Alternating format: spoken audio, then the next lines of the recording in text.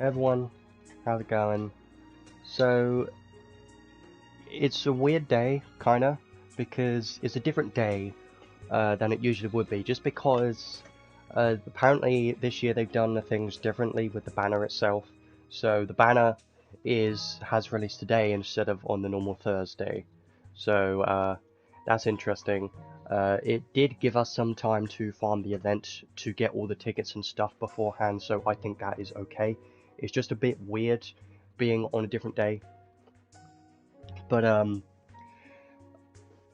let's get into it. So today, obviously, the main focus is the New Year's event, right? We got the New Year's units and an arc, well, two new arcs today, and just some events and stuff going on.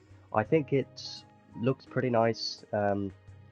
Obviously, the main focus of today is going to be like focusing on the units and the arcs, like what we always do. You can check the description if you really want to see everything that we're going to be talking about. But first of all, let's have a look at the news first, just to be sure, just to check everything that's in this update. This gacha was closed because it had a problem with it, so that should come back soon. I'll just quickly check the maintenance notice and stuff, and then we'll get into the banners and things. I'm still trying to recover from a cold, so I don't sound the best right now, but it's fine.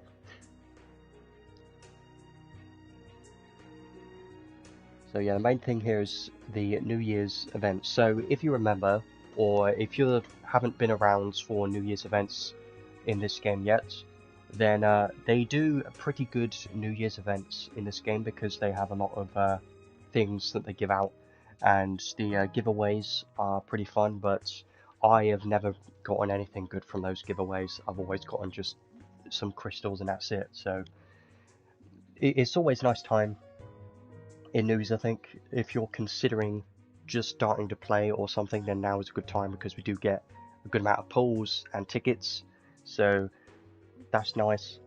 Let's have a quick look at everything. Obviously we got a new version of Kynei. Now what's interesting to me is Kynei, if you remember when she released originally, that is exactly a year ago from now. So last year for New Year's they released Kynei, and they're doing the same thing this year. So it's another form of Kynei. Now this is the first time that she's had a shift, but it's been exactly 1 year since she came out. So I just think that's quite interesting that they're releasing another Kynei on New Year's again, just like they did last year. Interesting. New Year's challenge, that opens on January 1st, so it's not open yet. Just make sure to do this daily because I do remember this from last year. You can get these random good luck, great luck, or modest luck things, right?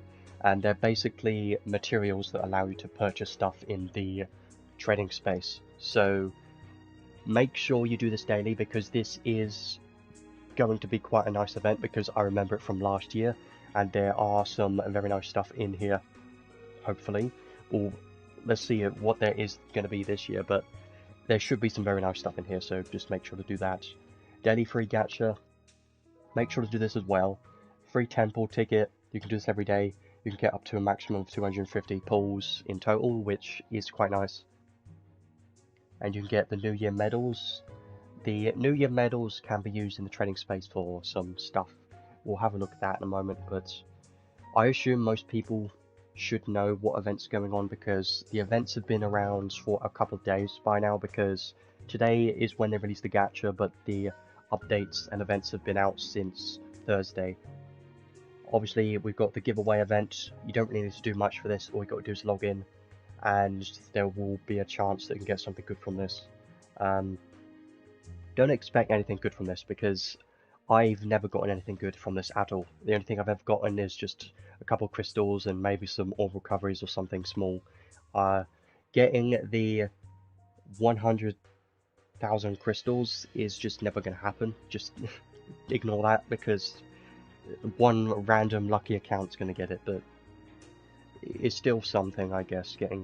You will at least get something from it. Everyone gets some crystals. Login bonus. Some crystals and tickets in here are very nice.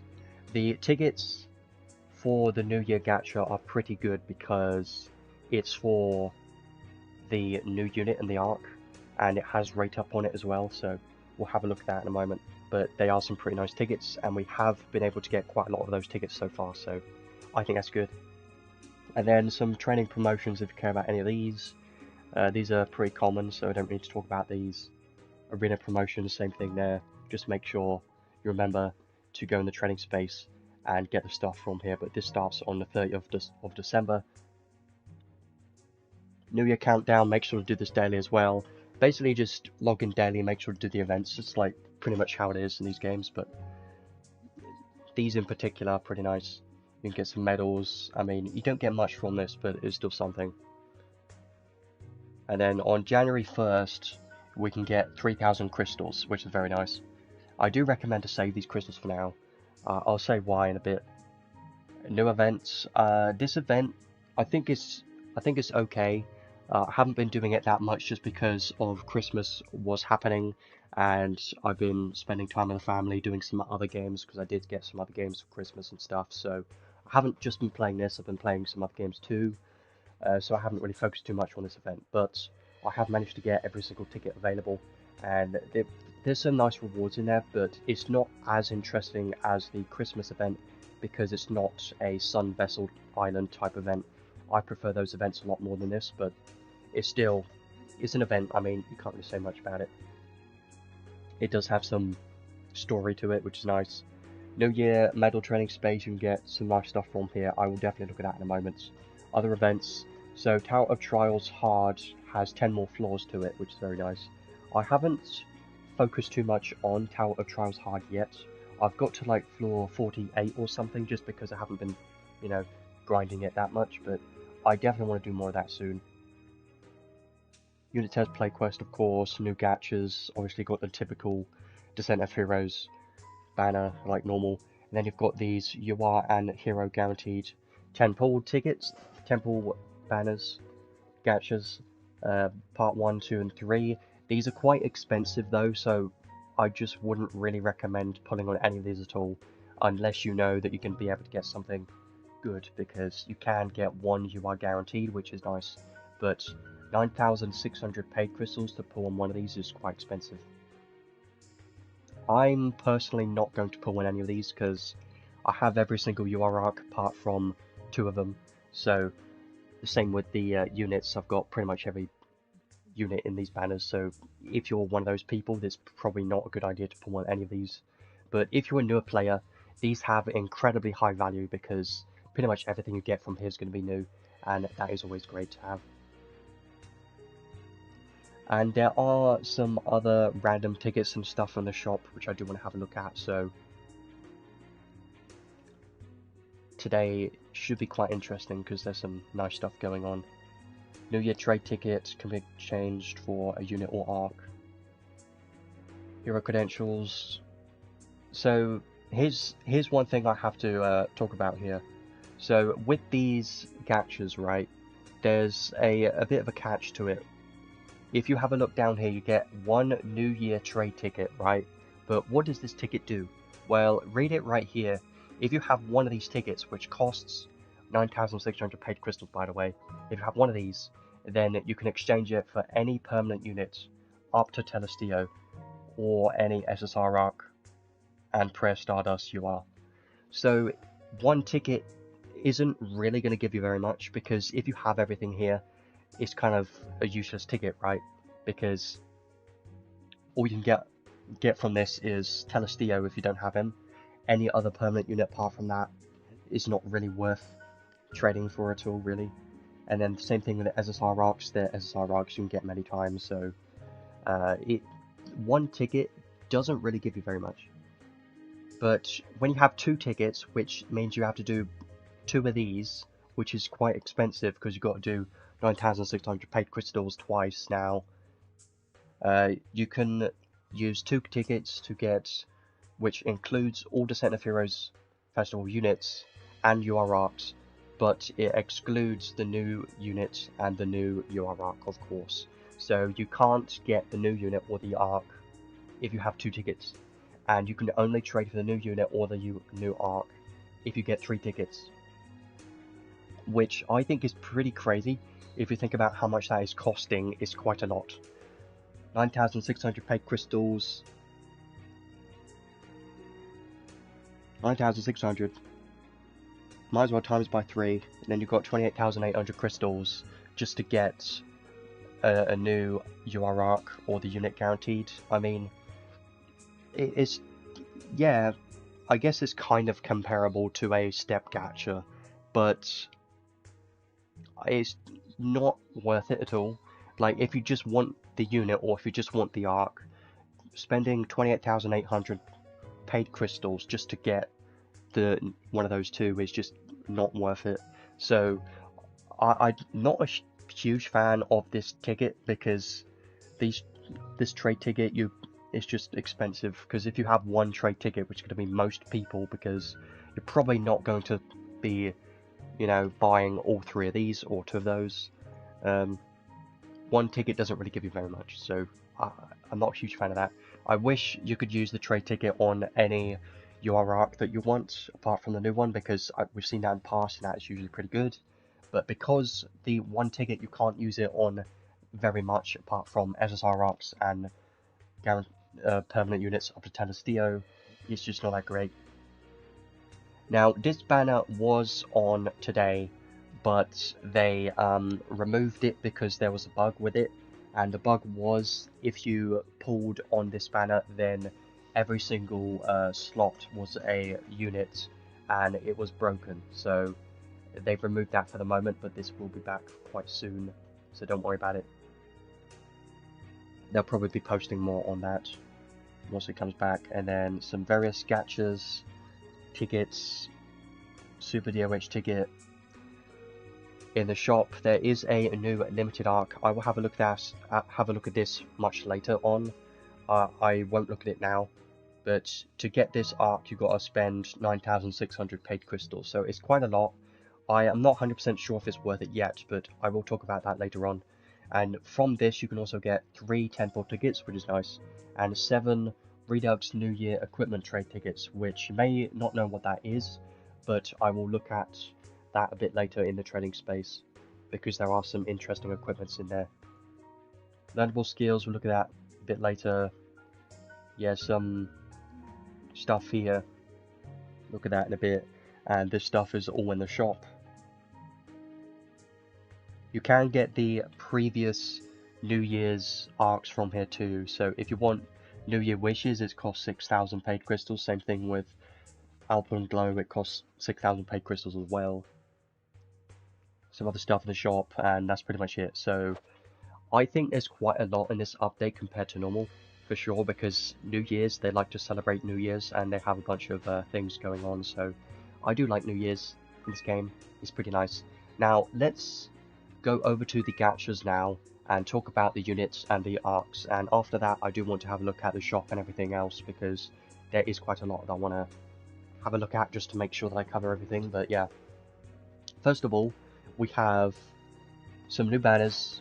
Obviously we've got Kynei and the new UR arc. I expect the next banner is probably going to be another Descent of Heroes banner, but we'll have to wait and see on that. So let's have a look first. So we got Kynei and the UR arc. New Year, Maihime, Kynei. I was thinking originally that she would be a limited unit and this would count as a limited banner, but it isn't, and it's a bit weird to me, because I thought they were going to make, you know, this banner limited instead of Descent of Heroes, but I don't know. I mean, it's fine, it doesn't really matter either way. I guess this is having Descent of Heroes unit. I would rather have that instead of limited, because limited, there's too many limited things in this game already. So let's have a look at her. She is a fire and light unit, which is interesting. We've had some of those in the past, quite a few of those actually, like Adele, and there's more of course. See, she is a soldier type unit. Stats look pretty nice. She has quite high defense, more defense than strength, which is interesting. Attribute resistances look pretty nice, but she does have minus 30 to dark, which kind of sucks, but the rest look pretty good to me. Emerald resistances look, I mean, it could be better, honestly, because she has weakness to stun, which sucks, and I don't like that at all. but having nil to curse and nil to illness is very nice. But the only problem here is obviously the stun weakness. That just sucks. So you might need to worry about that a little bit, maybe increase it. The resistance of stun from some equipments or something will be a good idea, I think. Especially if you want to try and use her in PvP. I don't know exactly how good she's going to be in PvP yet, but let's just keep going through her kit first of all. So her skills, let's start with skill 1. Medium range, medium area fire and light combo attack around the target. So I'm pretty sure all of her skills do fire and light damage, so think of like Telestio or someone like that. They have 2 elements. I believe Shifter Dell also pretty similar. Pretty much the same thing, right? Having half your hits being fire and the other half being light is probably what I would expect from this unit. It doesn't mean that this skill is both elements at the same time, it just means some hits are fire and some are light. So you're much better off going for more general damage boost instead of fire drives, fire attack rate skills, you know, because they're only going to benefit those hits. So her skill 1 is 8 hits, which I think is pretty good, and her skill 1 honestly looks pretty nice to me, so I think this will be a nice skill.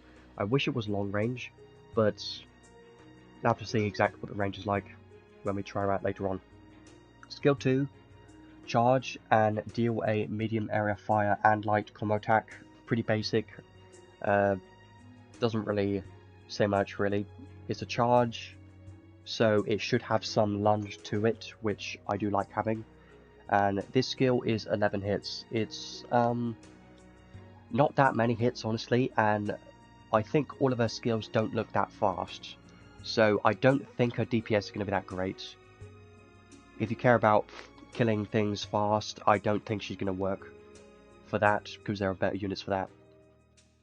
Skill 3 is her main skill, of course. This one is a pretty nice skill, I do like this. It looks cool, I just don't know how practical it's going to be, honestly. So, instantly close the gap. We love seeing those skills. Close the gap skills are always great to have for a medium area fire and light combo attack. And there is a chance for a temporary effect that makes the enemy target this unit. So kind of like Ruto or Granados or Albedo, the same effect there on her skill 3.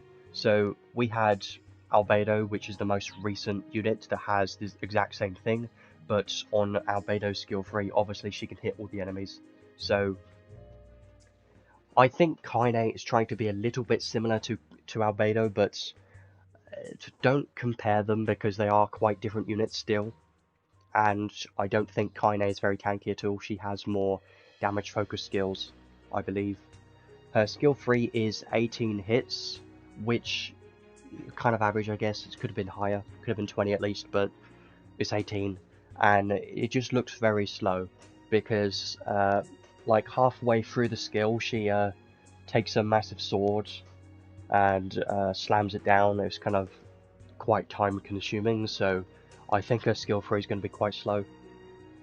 But as long as she has some kind of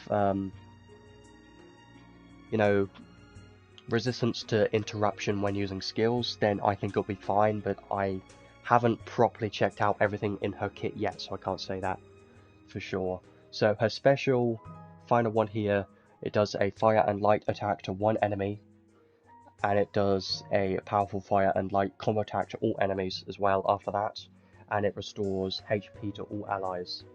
This one's an interesting special because, you know, it does multiple things. It does an attack to one enemy, and then it does an attack to all enemies, and then it restores all your allies' HP, which is nice. So this one is 42 hits. I don't really know how many hits is against one enemy, I didn't really look at that, but it's 42 hits overall for this special, which is, I mean, it's kind of average. It could have been higher, because we've seen other special units that have a lot higher than that, but it's just kind of average. It's not really much to the special, so nothing special here really.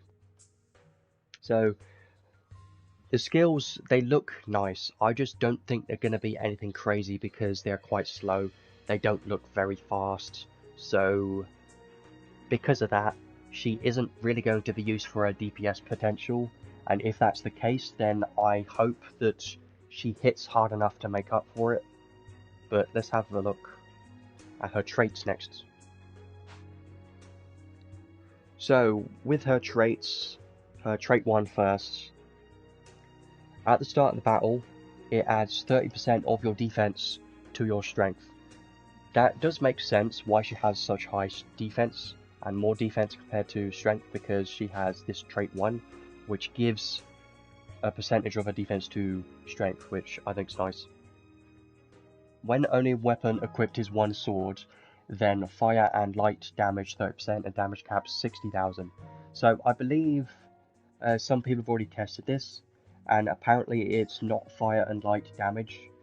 It doesn't count to like arc skills and stuff apparently, so they might need to change this around maybe.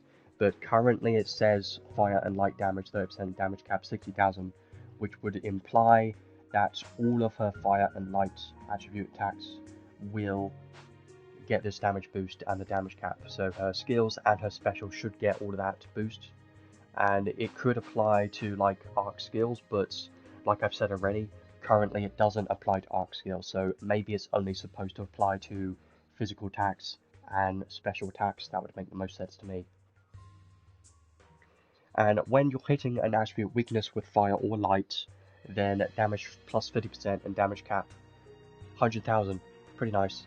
Quite a lot of damage cap there. Honestly, now I look at it properly, this is quite a good amount of damage cap from a trait 1. 160,000 damage cap as long as you're hitting weakness, but obviously there is a drawback of this, and that drawback is you pretty much have to hit a weakness, because if you're not hitting a weakness, you're missing out on 50% damage and 100,000 damage cap, which is a hell of a lot. So try to hit the weakness as much as possible, because if you don't, you're going to be losing out on a lot of damage and damage cap here.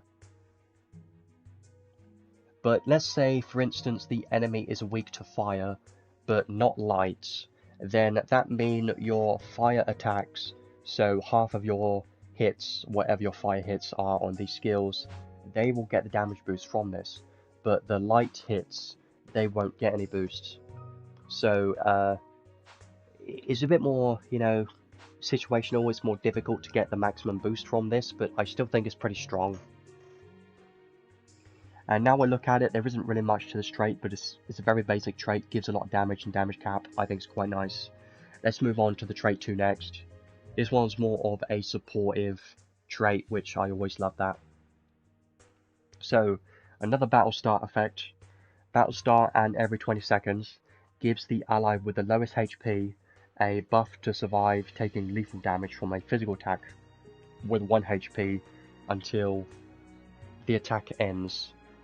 I think this could open up some interesting things for sure, because what I'm instantly thinking of is units like Telestio, and Albedo doesn't really need it. It's mostly Telestio or long range physical damage dealers, I guess, or even your support units could benefit from this, so I do think it's quite useful. And this is unique to this unit, so I do like this. It's pretty nice, because it applies at the start of battle, and after every 20 seconds. So, kind of similar to Albedo's trait 2, but just a worse version of it, technically. It's not really the same, but Albedo gives a buff, which is a hell of a lot more effective than this, but I'm just saying that also, I believe, applies. She has a survive lethal damage buff that she gives to herself every 20 seconds, which is pretty similar to this, I think, but this applies to an ally instead of the unit, of course. So I don't think this will apply to Kynei, because it says it gives the ally with the lowest HP a buff to survive taking lethal damage. So I don't think it's going to be applying to Kynei herself. It's only going to apply to your lowest HP ally. I think it's interesting. When finishing a skill, there is a chance to cut 1 SET stock for one of the target skills. This is quite interesting. I wonder what the chance is, really, I have no idea, but it sounds quite interesting. So when you're finishing a skill, so when Kynei finishes a skill, there is a, whatever the chance is, there's a chance to cut 1 SET stock for a random skill. This could be pretty damn effective, like, in theory, if you get quite lucky with this and it happens to proc on the enemy skill 3 or something, then it could be quite good. But I think in most cases it's probably not going to proc and probably not going to be that useful, but it really depends on what the chance is of this happening.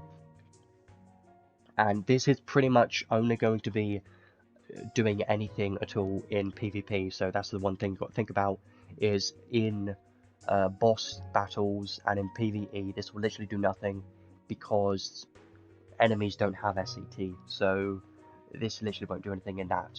So this is literally a PvP focused part of this trait, and pretty much this entire trait too is focusing on PvP, which is a bit interesting to me because I don't know if she's going to be good in PvP yet.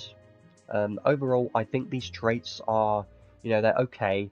It doesn't make me super excited about this unit yet, because this trait 2, it honestly doesn't really give you very much if you look at it. All you're getting is the survive lethal attacks buff, right, and every 20 seconds, and then you also have a chance to cut 1 SET stock, so you're not really getting anything else apart from those 2 effects from this trait 2, which isn't very much. But the trait 1 is definitely very nice for damage. Let's have a look at her skills next. So, this should be interesting because I haven't had a proper look at her skills yet. So I'm hoping she has some good stuff in here to really help her out with her damage and hopefully damage mitigation. Let's have a look. So HP up max, attack up max, fighting spirit 2, resolve up max, sure. Heroism up 4, strength, defense and HP 12% is nice. Roll armor, chance to nullify critical attacks, quite nice. Anti-physical armor, chance to negate physical damage, cool, okay. I don't think I've seen this one before, but if we have, we don't see it very often. Kinda reminds me of Illusion, but instead of completely dodging the attacks, it just nullifies the damage instead. So you can technically have this as well as Illusion, and that could be quite nice maybe, but there is probably a chance that both will activate at the same time, which is literally useless, because if you negate it, but you also dodge it, then you're literally dodging 0 damage anyways, so it's funny to think about that. Defense down evasion, chance to nullify, defense down debuffs. Okay, quite useful to have that, I do like that. Auto haste, always very nice one to have. I love having auto haste in a unit's kit because I never teach it on a physical damage dealer because it's just too expensive. Patience 2, quite nice, more defense, 1 close to death, okay. Flames of Justice 1 and 2, so let's have a look at these. We have seen these before, I believe they were on Adele, probably. Fire and light damage, 30% damage cap, 10,000, and this one here does 30% as well, but also gives 20,000 damage cap, so some nice skills here. I do like these two. They're basically the same as like a attack raise skill, but for fire and light, because that icon is literally just fire slash light attribute damage and damage cap, Maglion shield, I do like this, always great to have this. Less speed, more movement speed, can't go wrong with that. Movement speed is always nice to have on a physical damage dealer for sure. Swordsman's Mindset 3, so when you have a sword and clothes equipped, your sword strength is increased by 150%, and your close defense and mind is increased by 65%. It will give you some nice stats, so that's nice. Favoured sword is obviously expected for a unit like this. Same thing with two-handed sword boost 2, two-handed sword boost 4. You got some nice damage caps here, and some nice physical damage, and even some special damage, so that's pretty good. And sword high boost and giga boost. Of course, giga boost instead of mega boost because mega boost is a teachable skill. Close giga boost, Clothes equipped, defense of mine 10%, damage taken minus 10%, physical damage plus 15%. Cool. Armor HP plus 3. When you have an armor, you have 20% more HP. It does apply to clothes as well, just any form of armor. Quick trigger, I always like this skill. It's very nice. Just in general, because you have a random chance, like you have a 1 in 3 chance to get a skill free, which is nice. And even if you don't get a skill free, it's still nice to get a guaranteed skill stock. It's always nice. Determination, survive once and recover some HP first time lethal damage is taken. Obviously she would have this, like, because of her trait 2, she's basically got determination in a trait 2, but not for herself, right? But this is basically that. Ether Shield, interesting one to have for sure. Nullify fainting, so that means she can never faint from enemy attacks ever. And when she's close to death, reduce physical damage taken to 0 for 7 seconds, once per wave. I believe this is the same thing as Ruto and some other units.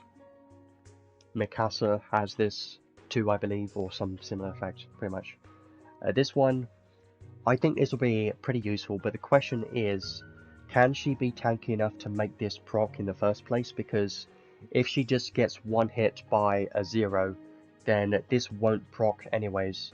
So maybe you can make her a full tank, and that could work, but you're probably much better off using a better tank instead of this, you know, instead of this unit. But it looks like she's trying to be a hybrid damage dealer slash tank so far. Parry, when you have a sword equipped, there's a chance for critical damage taken minus 40%, sure. Adamantium is pretty nice. When near death, defense of mine 30%, based on how low HP is, so a maximum of plus 50%. It's pretty nice. Now we get on to the unique skills. Always love these ones. So let's see. When using a special, it gives a buff to boost all allies' HP by 10,000 and restores HP.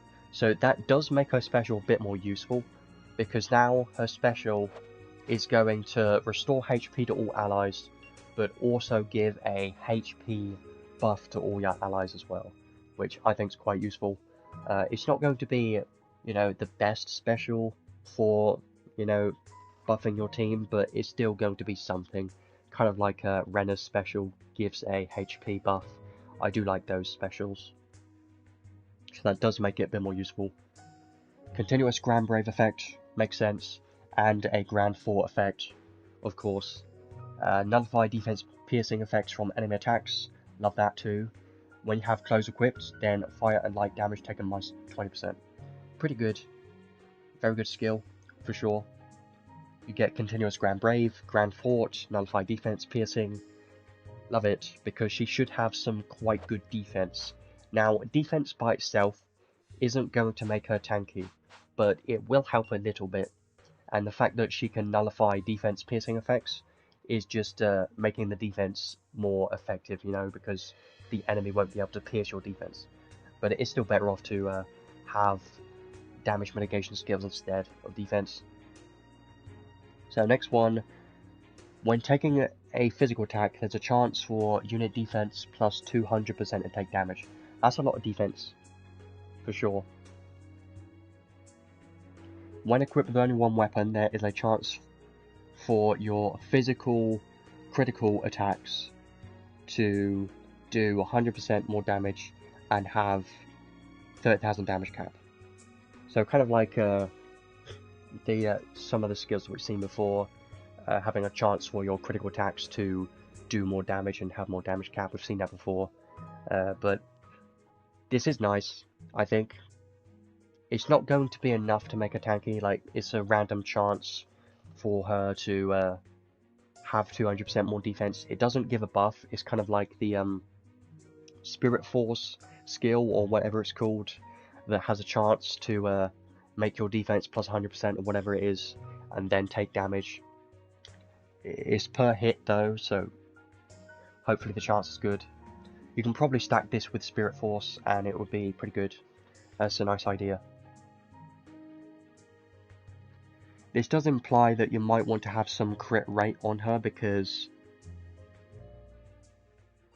this having a chance for your critical attacks to do 100% more damage, well, plus 100% more damage, and she doesn't have any crit rate on here, so you might need some crit rate.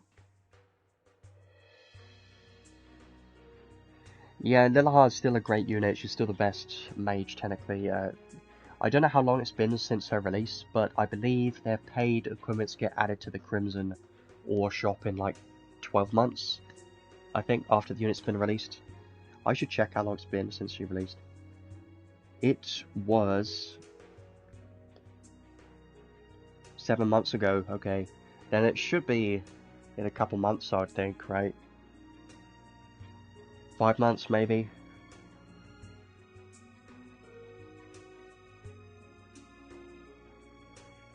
So next one, when using a skill, can't be interrupted by most attacks. There we go.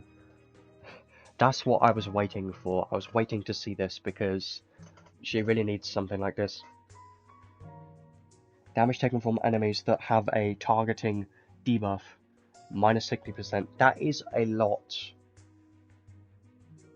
Because minus 60% damage when they have this debuff from her skill 3, that could be quite good.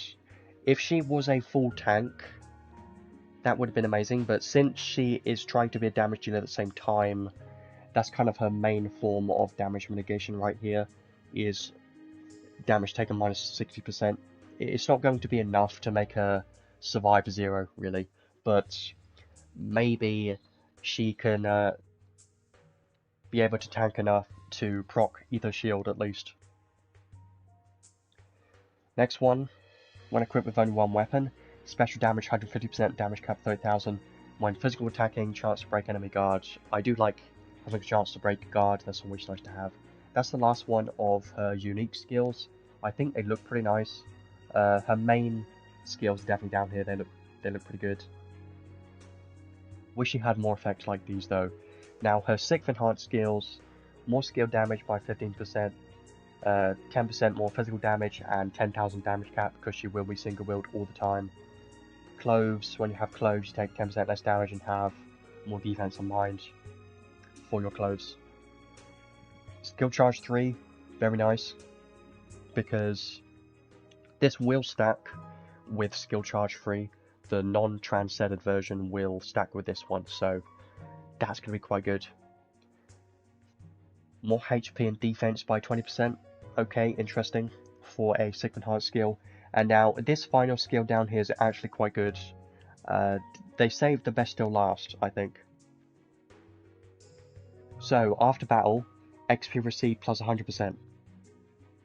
And after battle, enemy Zell drops plus 100%. Pretty good, right? But also, item drop rate in quest times 1.5. And obviously it's not stackable. But this is the best way to get XP, Zell, and item drop, increase your item drop rate now. So I think this will be definitely quite useful. If you like farming, then this will be a very useful skill. But this is only on this unit currently in the game, so this is the only unit that has this skill. So if you want to benefit from this, you have to use this unit in your team.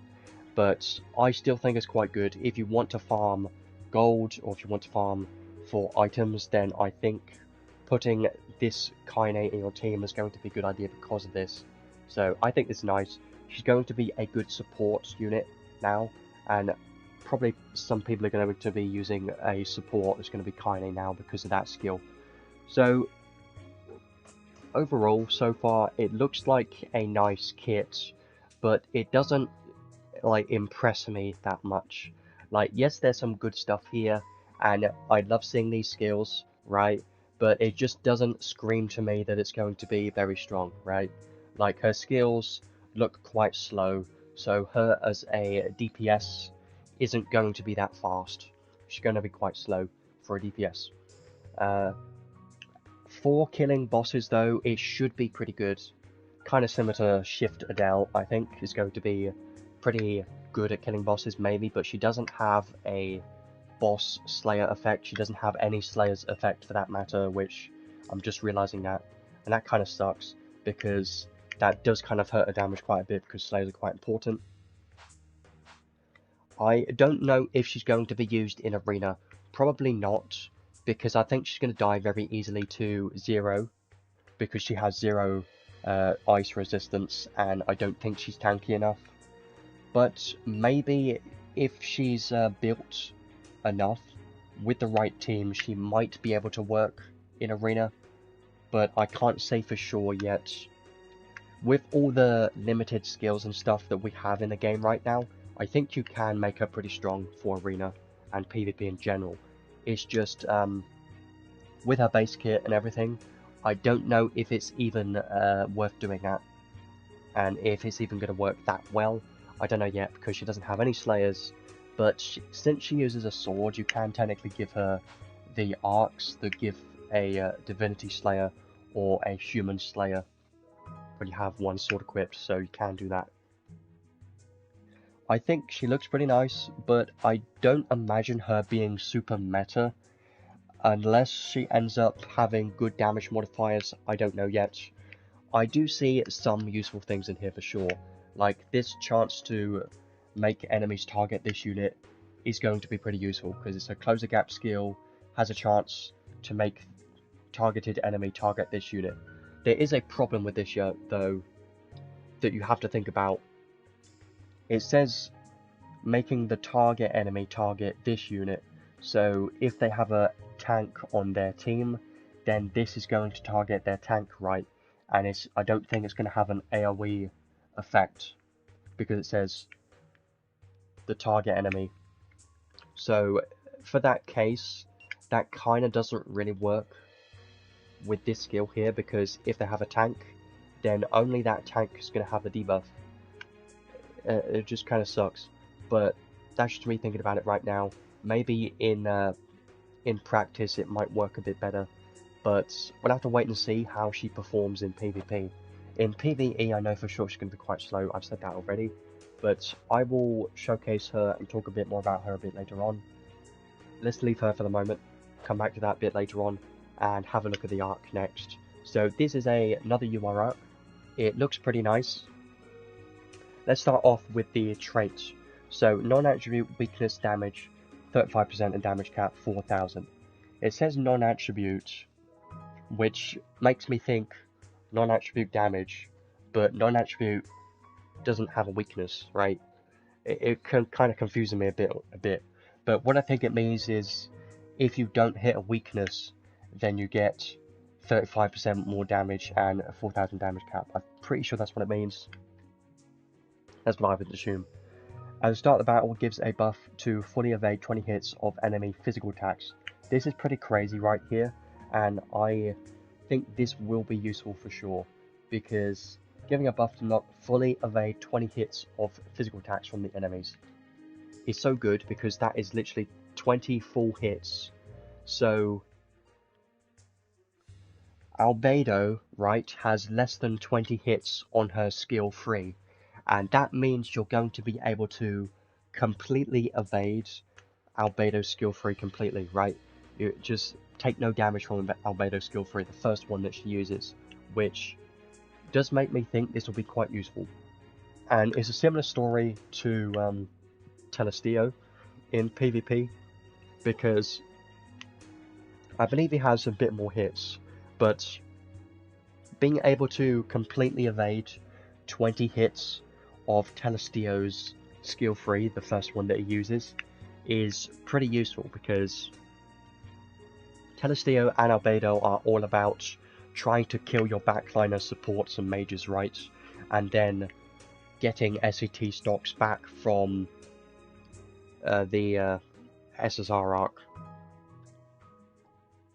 So being able to fully evade them is pretty damn good, and I think it will be quite useful there. Spear equipped, all attribute damage taken minus 10%, and enemy defense minus 10% deal damage.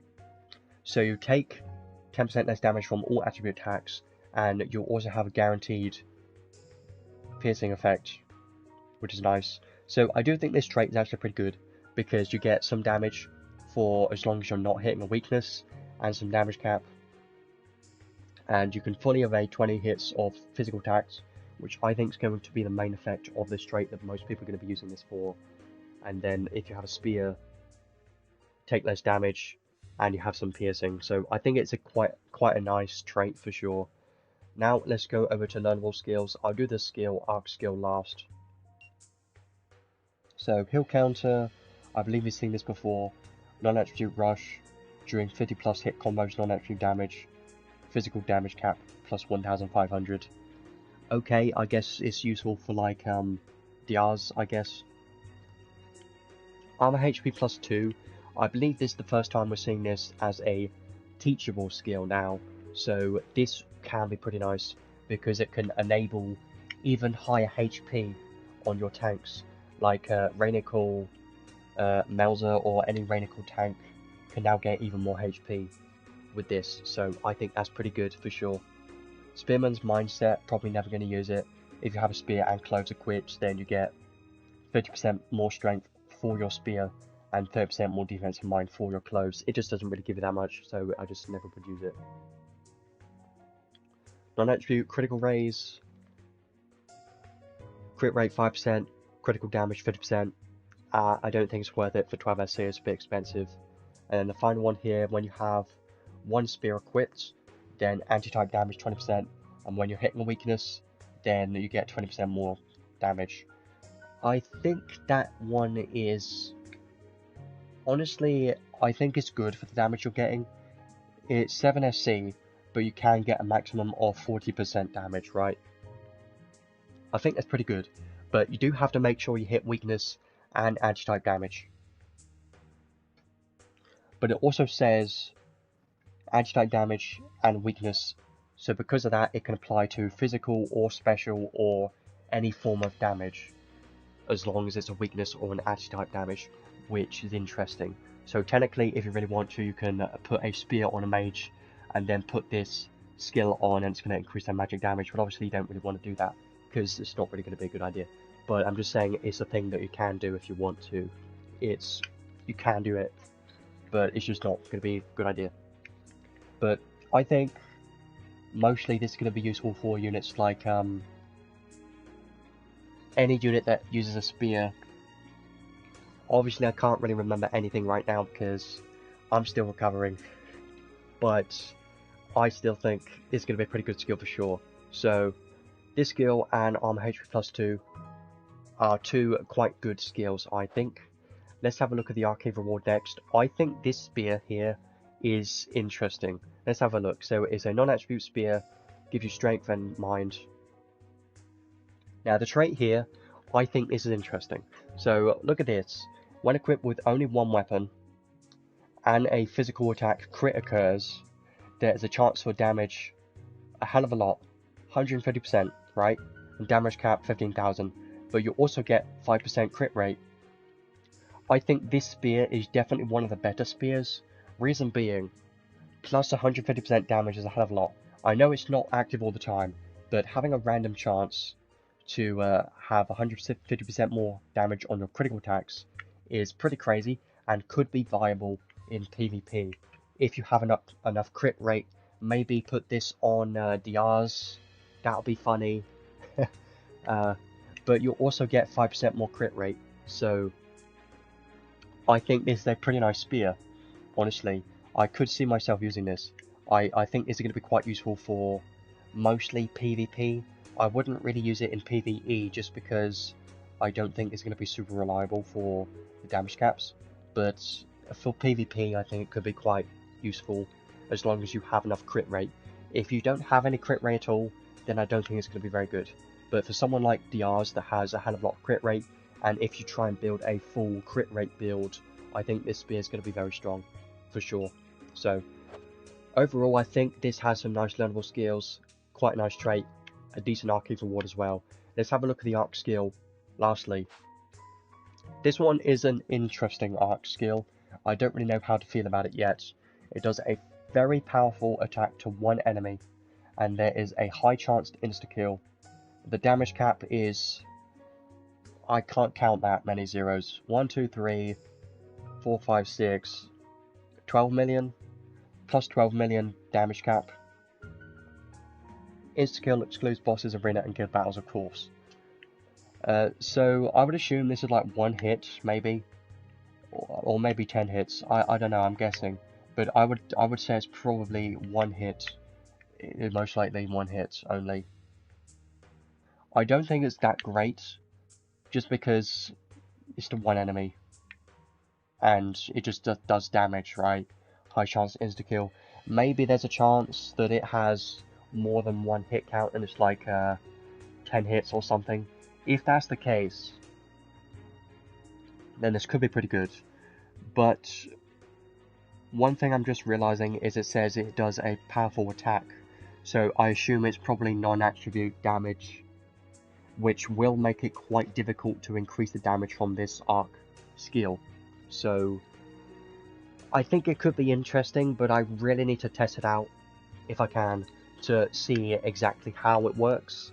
But it could be interesting. I just don't think it's going to be that crazy. It really depends on the hit counts of it. Really going to have to see. It doesn't give any buffs or anything, so that's why I'm not super excited about it. So I think this UR arc is a pretty nice one, honestly. I think it would be good to have. I just don't think it's anything super meta that you must have. You can easily skip it, but if you do manage to get it, I do think it's going to be quite useful because you do have some good things on here. You've got the arc trait, which I think quite a few people are going to be using in places like Arena because of the effect here that can allow you to fully evade 20 hits of physical attacks. Definitely going to be used for sure. And the learnable skills are pretty nice.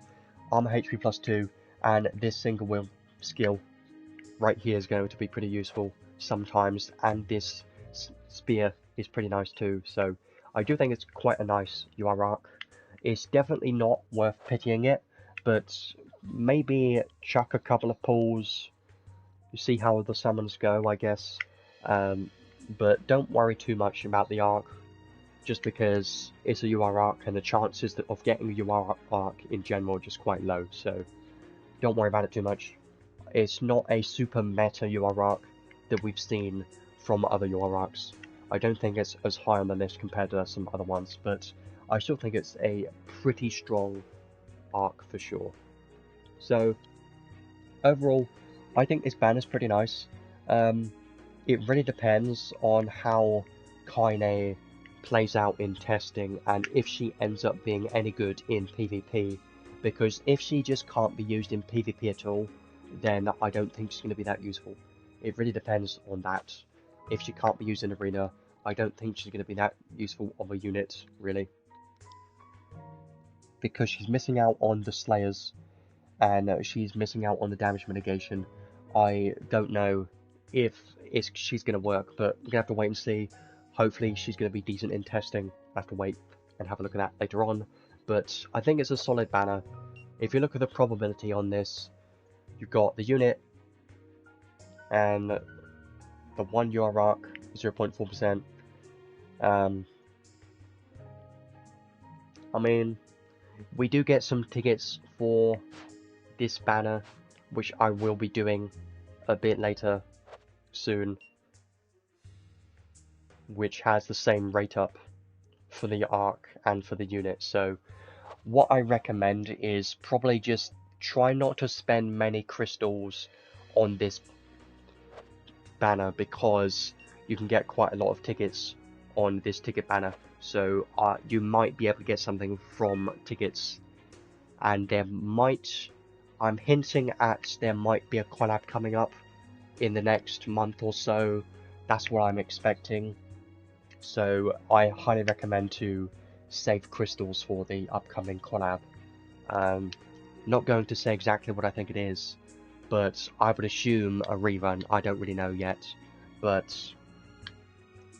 I think in like 4 weeks from now is my guess, because in 2 weeks from now probably the next banner is going to be another Descent of Heroes banner, and then the one after that I would guess is a collab, but that's just me guessing.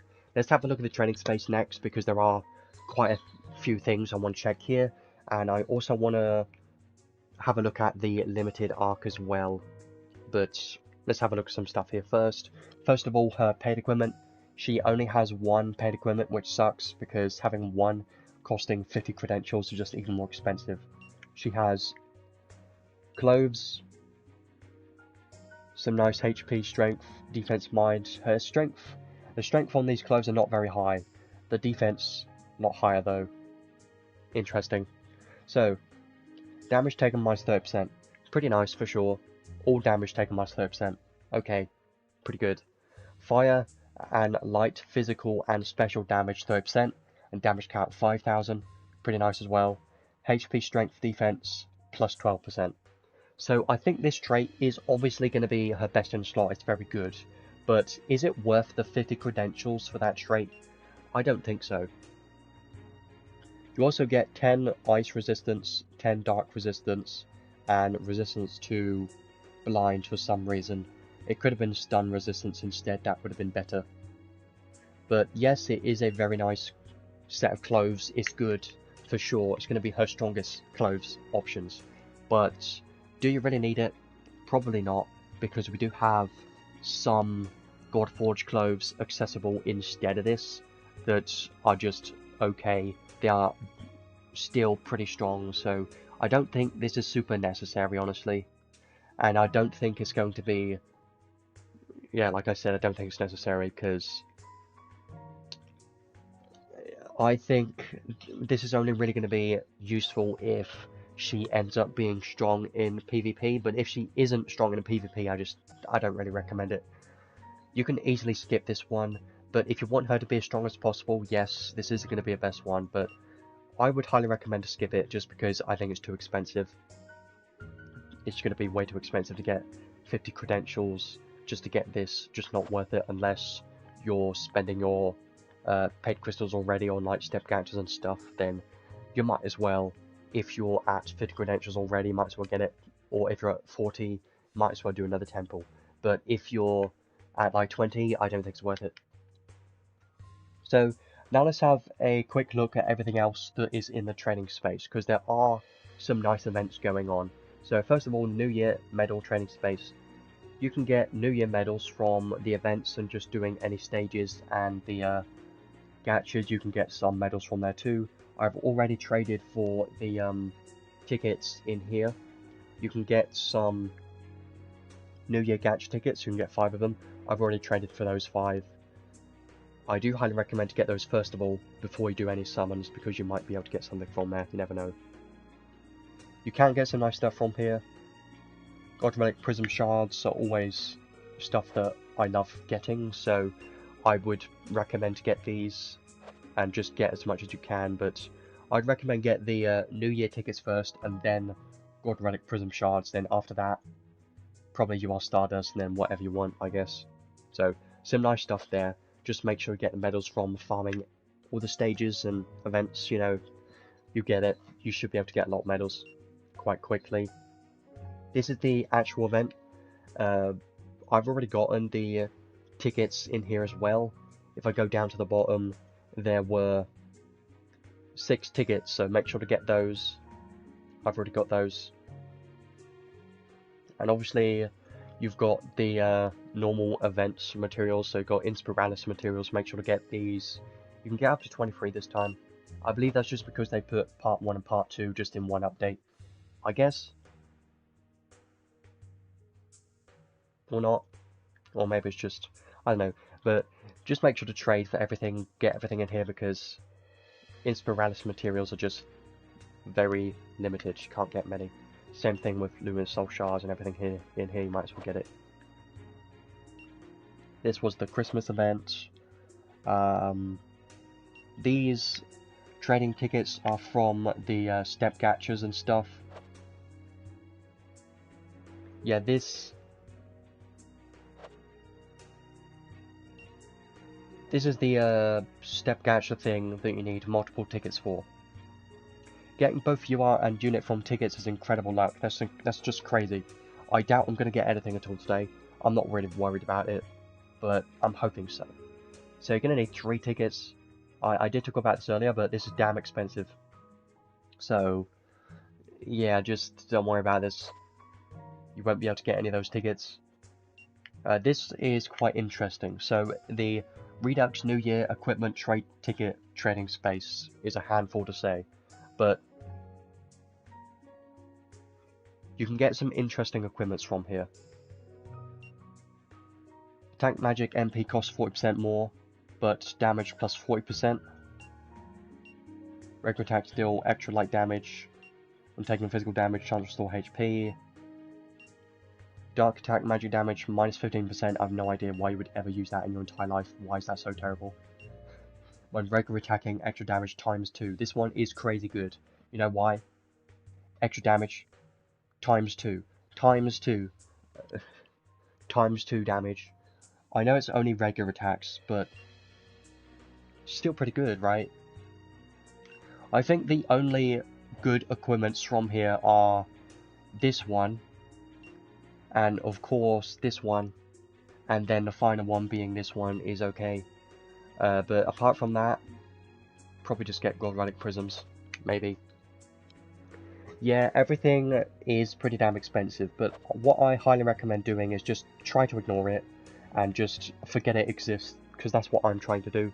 And I see it how it is. So I look at this and I see, oh, that's just not worth it, so I'm just not going to worry about it and pretend it just isn't there. Because this training space here is just not worth it, it's too expensive, so you can just forget about it and just not worry about it. Pretend that it's not there because it's too expensive. That's what I would do. I think that's everything. No, it's not. There's more. Credential, equipment, training space. I believe these we've seen already. Yeah, I don't think there's really anything else noteworthy. Let's go over to the shop next, because there are some stuff in here which are interesting. Of course, there's expensive stuff in here too, but let's just have a look. So you can get one Super Descent of Heroes ticket, which guarantees a unit. I might consider doing this, because you can get a guaranteed unit from here, but I'll have to have a look at that in a bit. Inspiralis set, I don't really recommend that, it's just a bit expensive. This one is the limited arc. So let's just have a look at this arc now while we're here. So this is the new limited arc. New year, new arc. So the trait on this one, skill and special damage cap 4000. That's pretty nice, because this is giving you 4000 damage cap on dual wield for skill and special is pretty nice. I think that's great. On boss waves, special gauge refill rate plus 10% and special damage cap 10,000. Okay, pretty nice. When special attacking, chance to deal an extra attack. That is going to be pretty useful for your special damage dealers if you want your special damage dealer to have even more damage on their special, then having a chance to deal an extra attack is always going to be very useful. But you also get 10,000 special damage cap and also 4,000 more special damage cap as well, as long as you're on a boss wave, that is. So it is a pretty nice trait for a special damage dealer like Shift Nayal. It's going to be pretty nice for this. I think it's pretty good. So a pretty good trait for special damage dealers. Now the learnable skills on here, I don't think they're that great. So Purifying Pockle is interesting, but I don't think it's really that worth it. You get plant type and you get illness and curse resistance +1. I mean, for 7 SC, maybe, but I don't think I would ever use it, honestly. I don't think it's really worth it. Allows equipping of hammers, and when you are equipped with only one weapon, then there's a chance for physical damage cap plus 20,000. For 6 SC, I don't think that's worth it either, because it's not giving you any damage. If it was a chance for physical damage plus 30% and damage cap plus 20,000, that would have been a bit better, for sure. But because it's only a chance to give you damage cap, I don't know if it's that great. Also, when equipped with only one weapon as well, maybe on Shaltia it could be good, because she can have double hit counts when she uses a special. Maybe it could be good on there, but apart from that, I don't know. I wonder what the chance is going to be on this, but for 6 SC, I don't think it's going to be that great. When hitting an attribute weakness with a physical attack, critical damage 20% and damage cap 2000. I don't think this is very good, because you know why? First of all, you've got to hit a weakness attack. Second of all, it's got a big critical attack. So, yeah, just not very good. Got a hit weakness, and it's got a big crit. Only get 20% and 2000 damage cap. For SC, I mean, maybe, but I don't know. I don't think so. I don't think I would ever want to use this, really. And then the final one here, get God type, special damage 12%, damage cap 6000. Yes, this would be very good for your special damage dealers, like Nayel, like I've already said. I think this arc is mostly for special damage dealers, and if you don't care about that like me, then I don't think you need to worry about this arc at all. It does have an arcade reward, which is a sword. That attribute sword gives HP, strength, defense. I think this sword's pretty nice. Gives you 5% defense. When equipped with only one weapon, then it gives you 25% skill damage and 2000 damage cap. Guard equipped, so when you have a guard, then guard rate plus 3%. It's a decent sword for sure. I definitely think it's a nice one. It gives you some nice HP, some defense, more defense here, and some guard rate. So technically you could use this on a tank. Like Melza could use this for sure, because of the HP, and because of the more defense, and the guard rate could be pretty nice. But do you really need it? Probably not. For what it costs, 9,600 paid crystals is probably not worth it, but I can see it does have some useful things in here for sure. Like the arc trait is pretty useful. If you care about your specials, this will be very strong. And some learnable skills, like this one is good for specials. Maybe this could be useful a little bit, but learnable skills aren't that amazing, apart from this one for your specials. And then a learnable skill, the Archive reward is pretty solid, so I think it's good. It is nice to have. I just don't think it's worth it, because look at what you got to do to get this. You got to spend 9,600 paid crystals just to get this arc. You do get some other stuff with it as well, though. You get 3 temple tickets for the New Year Gacha, 5 LR Prayer Stardust, Ultra Rainbow Crystone, Soul Crystal, 20 Ethereon, 2,000 Mother Souls, 2 Luminous Souls, 3 God Relic Prisms, 20 Prism Souls, 30 Hero Medals, and 7 Redux equipment trade tickets, which can be used for those equipments that I talked about earlier. You can even use them on the even more God Relic Prisms if you want to. So, obviously you're getting some nice stuff from this, but is it worth it? I can't really say for sure. I have to say probably not, but it's up to you, really. I mean, you can get some good stuff from it, so it's not terrible. If you really want it, then you could get it, because you can get this guaranteed. That's what you got to remember, is you're getting this guaranteed, right? And you're getting all this extra stuff with it too, and there is a chance that these 3 temple tickets could give you something. But don't gamble. Don't just buy this for the temple tickets. Only buy this if you really want this arc. If you want this arc, it's up to you if you want to buy this. Now, there are a couple of other packs here too, like we've got the New Year Wishes arc. I'm not going to talk about it because it's a arc that's been around for like 2 years already. Same thing with this one. This was the arc from last year. I do think these two are better because I use these two quite often. This one's pretty nice for damage dealt 25%, damage taken minus 20%. You sold me already. Also has HP plus 3. Zodiac power attack I use quite often, honestly. I guess I'll just briefly have a look at them. This one I use for PvP because physical magic damage taken minus 20%. HP 3000. Battlestar, Auto Cast Giga High Drain, but Auto Cast Giga Drain and Giga Nemesis at the start of battle is quite useful in PvP, so I think this one's a good arc too. Zodiac power magic. The arcade rewards I never really use. So I do think they're both quite nice. If you don't have either of these two, I think they're both considering getting instead of this one, because I don't think this is as good as these two. If you care about PvP more, then both of these are going to be quite good. But since I've already got them, you're obviously not worth getting any of those. And then a couple of other packs here. probably not worth getting, really. I don't think there's anything else. No. Well, New Year packs, of course. They still need to reset the one-time packs. So yeah, that's all the packs. I think they are, well, they're pretty basic because they give these out, well, they put these in the shop every New Year's. So this is pretty common. We've seen these before. They are usually pretty good, even though the paid crystals themselves are quite expensive, right? 9,600 is £90, which is quite expensive, right? But if you're willing to spend that much, then it would be worth it, but I'll leave it up to you.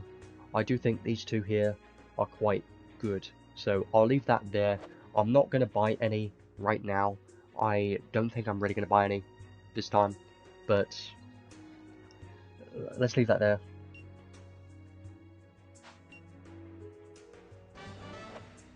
Got to do the dead quest stuff. Right, let's go to gachas and do our summons now, might as well, while we're here.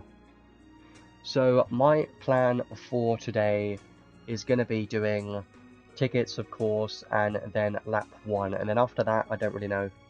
I don't know if I want to pull on this banner that hard, honestly. I'm not going to do any of these just because I don't think it's worth it. Because I have most things in here already, I don't think I really need to pull on these. Even though it would be very nice to get some things I'm missing, like the new UR, the new units, but I'm also missing Logzea Sealed. So maybe this one could be worth it, but I don't really want to do it just because it's way too expensive. I don't really want to do any of these. This has come back now, by the way.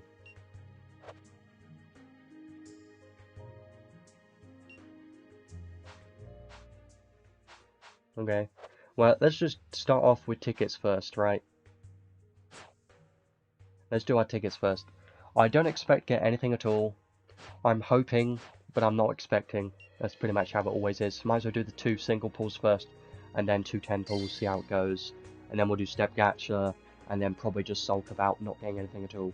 But that's just my expectations. I probably don't get anything at all. Since these are only 2 pulls, I might as well watch it because it's gold, but I would obviously like the UR arc the most, but I'm not going to be pulling super hard for anything in this banner, because we do get some more tickets later on. Obviously there's not going to be a red in here, I just wanted to see what would happen. If we can get anything new today, I'll be surprised, but I don't think we're going to get anything today. But let's see. There's some more tickets in the login event. This one looks terrible, because no one showed up and it's only a blue. I should skip this, but I don't wanna. I'm not gonna be skipping anything today just because I wanna watch them. I'm not going to be doing that many summons. Yeah, of course they're not gonna be a red. That's what I expected, unless one goes up randomly, which never happens. Obviously not. Last temple with tickets. Can you at least give a red something? I don't know. And then I do want to do the step gacha, because the step gacha is nice. Of course no one shows up again. This is terrible. There is a gold, which is better at least, but it doesn't always mean anything. See? Oh, there is a red. Okay. Can you be new, please? No. Probably not. An SSR art that I probably have many times of, I bet. How much do you want to bet? Is there one? Only one, damn it. Yeah, obviously I do. I wanted it to go up to UR arc, but it's not going to happen. That's all the tickets, which is kind of depressing because we literally got like 2 reds from that. Let's do lap 1. I'm definitely going to be doing lap 1 for the free temple at the end because this is worth it. It's pretty good. But after that, I don't really want to do too many summons after that. I might do some singles and maybe get a couple reds, see how it goes, I guess. Zeka's with the blue, I'll skip it because it's only 2 pulls. Yeah, see.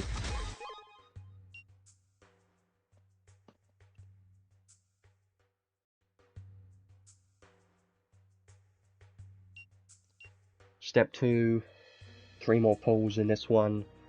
I would like to try and get more reds. Zekus.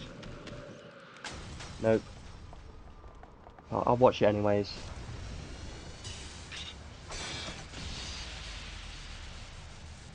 So near. Yeah.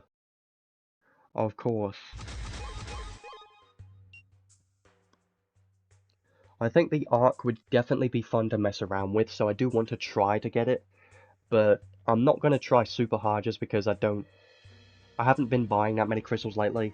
I don't want to buy any crystals, so I've been trying to make them last a bit longer. The rear's better, but not always.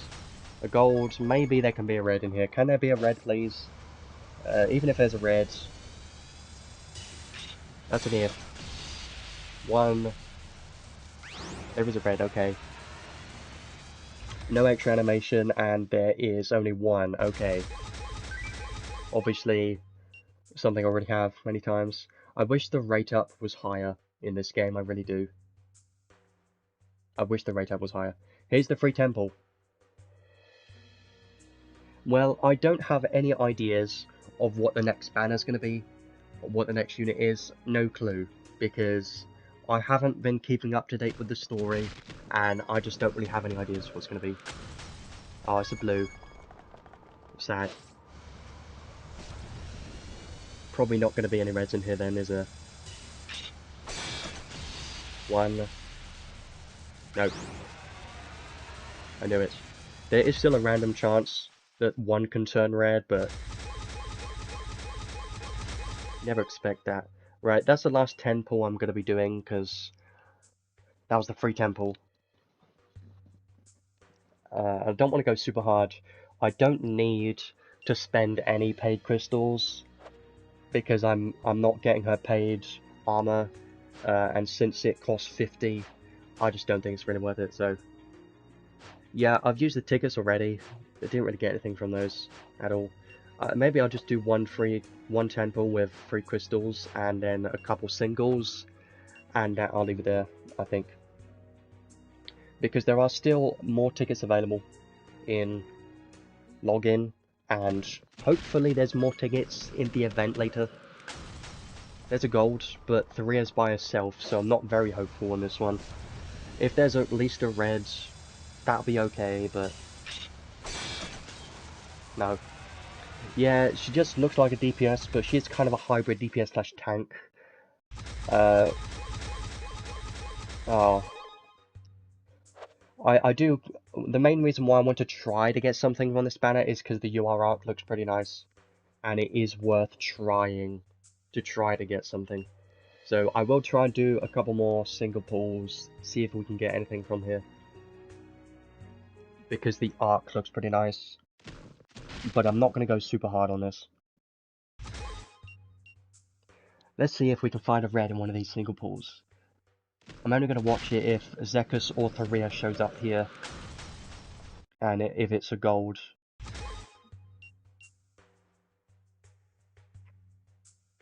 Yeah, This was a blue, nah. Yeah, it's just your arcs at 0.4% is terrible. 0.4% is just incredibly low. That, it just makes me, you know, not wanting to pull for it just because it's an incredibly low chance. Actually, now I think about it, I know what I should be doing. Let me check something. The trading space. I believe I should be able to spend the medals on tickets, which is actually the smart thing to do this time around, considering I don't want to penny anything. Actually, there's no tickets in here. I thought there would be. Well, that's sad. Didn't they do it last year? Didn't they put New Year tickets in here? I don't remember. What about here? No tickets. I would have liked to get more tickets. I thought they did it last year. Well, let's just do some more singles then. I would like to get the arc, if possible. Yeah, I mean, resetting luck is just copium. I don't really worry about that. I just, you know, do singles.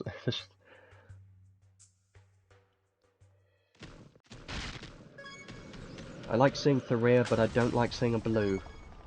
Nope. It's gold.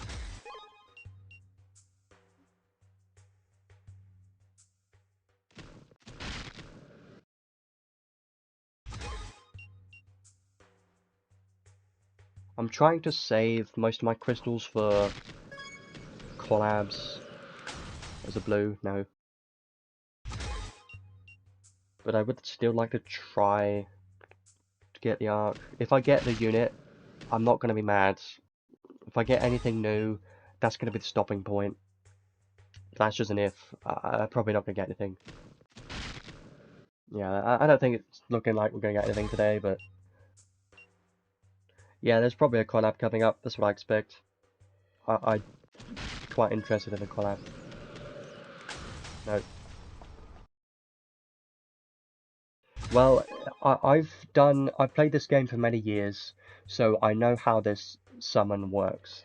So basically, there's like a rating of how lucky it can technically be. Or it's kind of random sometimes, but basically, let's see. So this time Tharia showed up. Tharia has the highest chance, right? But when Tharia shows up, if it's a blue orb, then you know it's probably not going to be anything, so you can skip it. Lilibet is the least chance, right?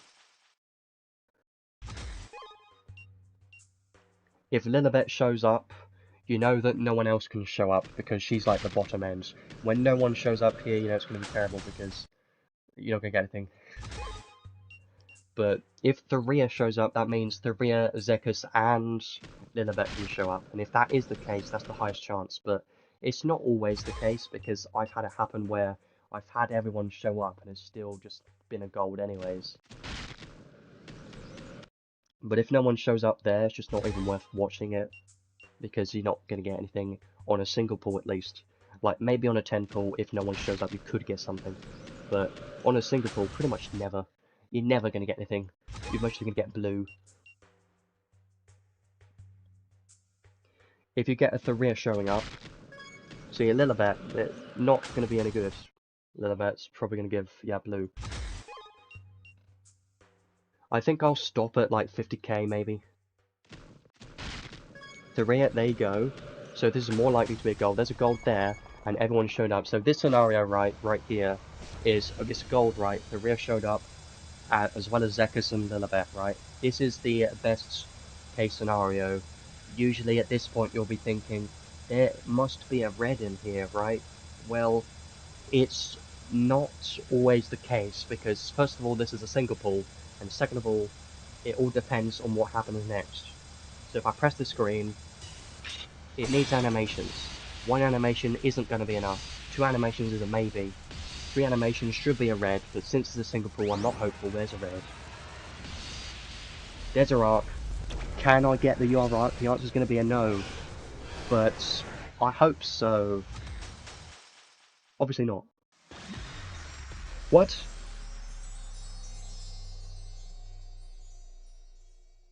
That's crazy. Wow. My god. Ah. Well, uh, that does make me feel better. It really does. Streamer luck. I know. That makes me happy now. That's great.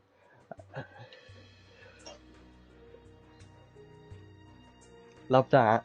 Well, you see, there you go. Now I showed you an example of how the gachas in this game work, right? So, Tharia showing up with everyone else, and if it's a gold, then with 3 animations, you get the best luck. And this happens. Like, not always, but I'm super excited about this one, because this arc is the best thing from this banner. This arc just seems like it's going to be pretty useful, and I'm quite happy with this. Obviously I should be, because 0.4% is pretty low. Yeah, well, if I sound any different, it's because I've still got a cold from yesterday, but I don't feel that bad. It's a lot better today. If I'll tell you something, if this banner released yesterday, I wouldn't have streamed because I didn't feel well enough to stream, but it's fine. So I'm gonna save the rest of my crystals. I don't think this unit is worth it for me. I got the one thing that I wanted, which was the arc, so I'm definitely happy about that. This was gonna be fun. Messing around with this spear, gonna be quite fun. I'm just gonna get it right now. There we go.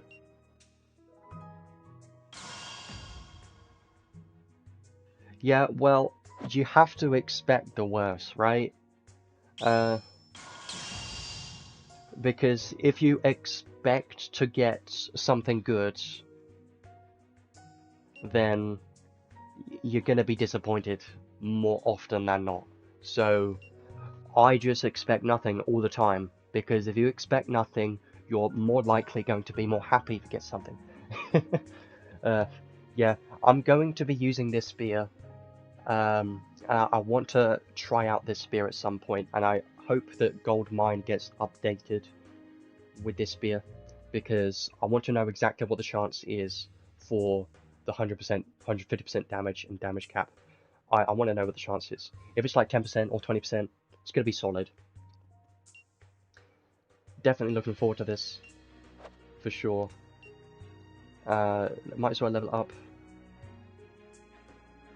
Yeah, I will show the Yarok. Can't you just show it? Can't you use it in the unit test play quest? You probably can. But at level 1, damage cap 500,000 or 5 million. 1, 2, 3. 1, 2, 3 is 5 million. Okay. So at level 1 it's 5 million damage cap. I'm gonna try this out now, actually. I'm gonna try it.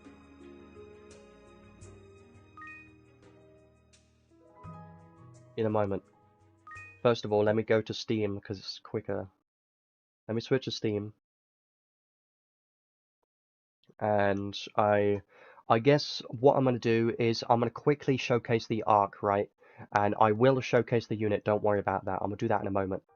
Even though I didn't get the unit, I still like going over to the unit test play quest tryout there, and I will go over recommended equipment and stuff, so don't worry about it. I'll just do that in a moment. I still enjoy doing that. I just won't be able to fully test the units. But you never know, maybe can manage to get her from tickets later on, you never know. Right, so if I have a quick look at the training space, I have 11 credentials. I'm probably not going to be using them for anything really. I did 52 pulls, not including tickets, so that's like 5, 6, 7, 74, 84 pulls, I guess, total that was, because you got the free temple, 22 tickets. Pretty nice. I'll just get Crimson Ore. So what I'm going to do now is, might as well go to, I don't know, it doesn't really matter who it is. Let's use this arc, and I will show you exactly what it's like, I guess.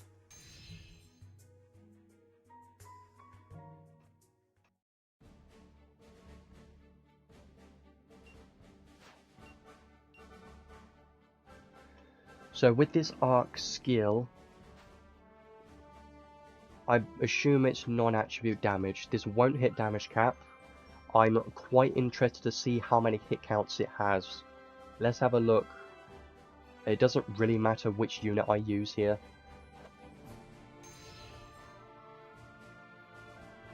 I mean, it does a little bit. If I use a non-attribute unit like DR's, it's probably going to be a bit more damage because the non-attribute attack race skills should apply to it, but I'm not worried about that yet.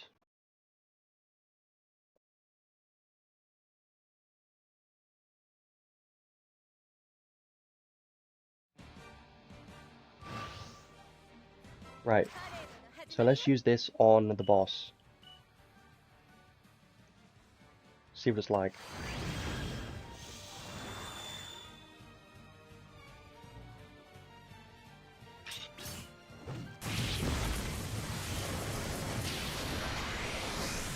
Yeah, that's pretty much my expectations, is that's probably what it's going to do. It's one hit. Obviously, it didn't do much, right? But I'll tell you why it didn't do very much. Because you need to increase its damage, right? So to do that, you will need to have non-absolute attack rate skills and stuff like that. It looks cool.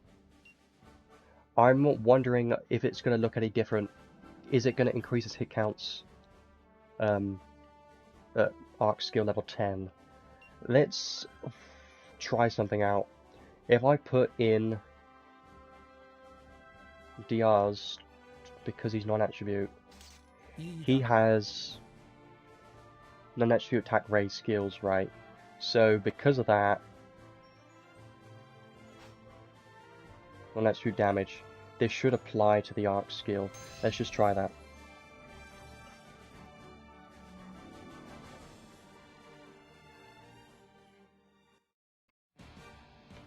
Because as you know, in this game, when it says it does a combo attack, and it doesn't say an element, it's always a non-attribute attack. So let's see this. This should technically be more damage, right? It's not going to kill it, but...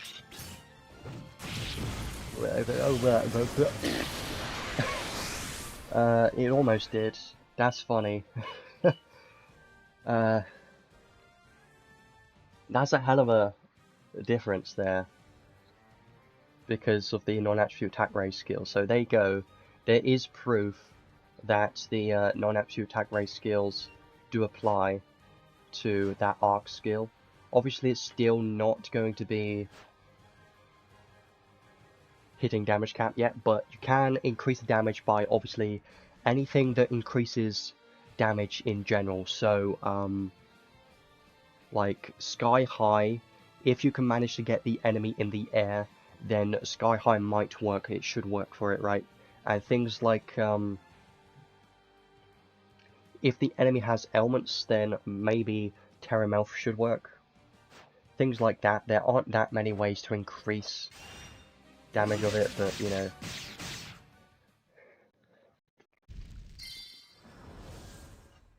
It's pretty fun. Let's go over to the unit test play quest now. But I also want to talk a bit more about Kynei as well, because her recommended builds and stuff do have to do that.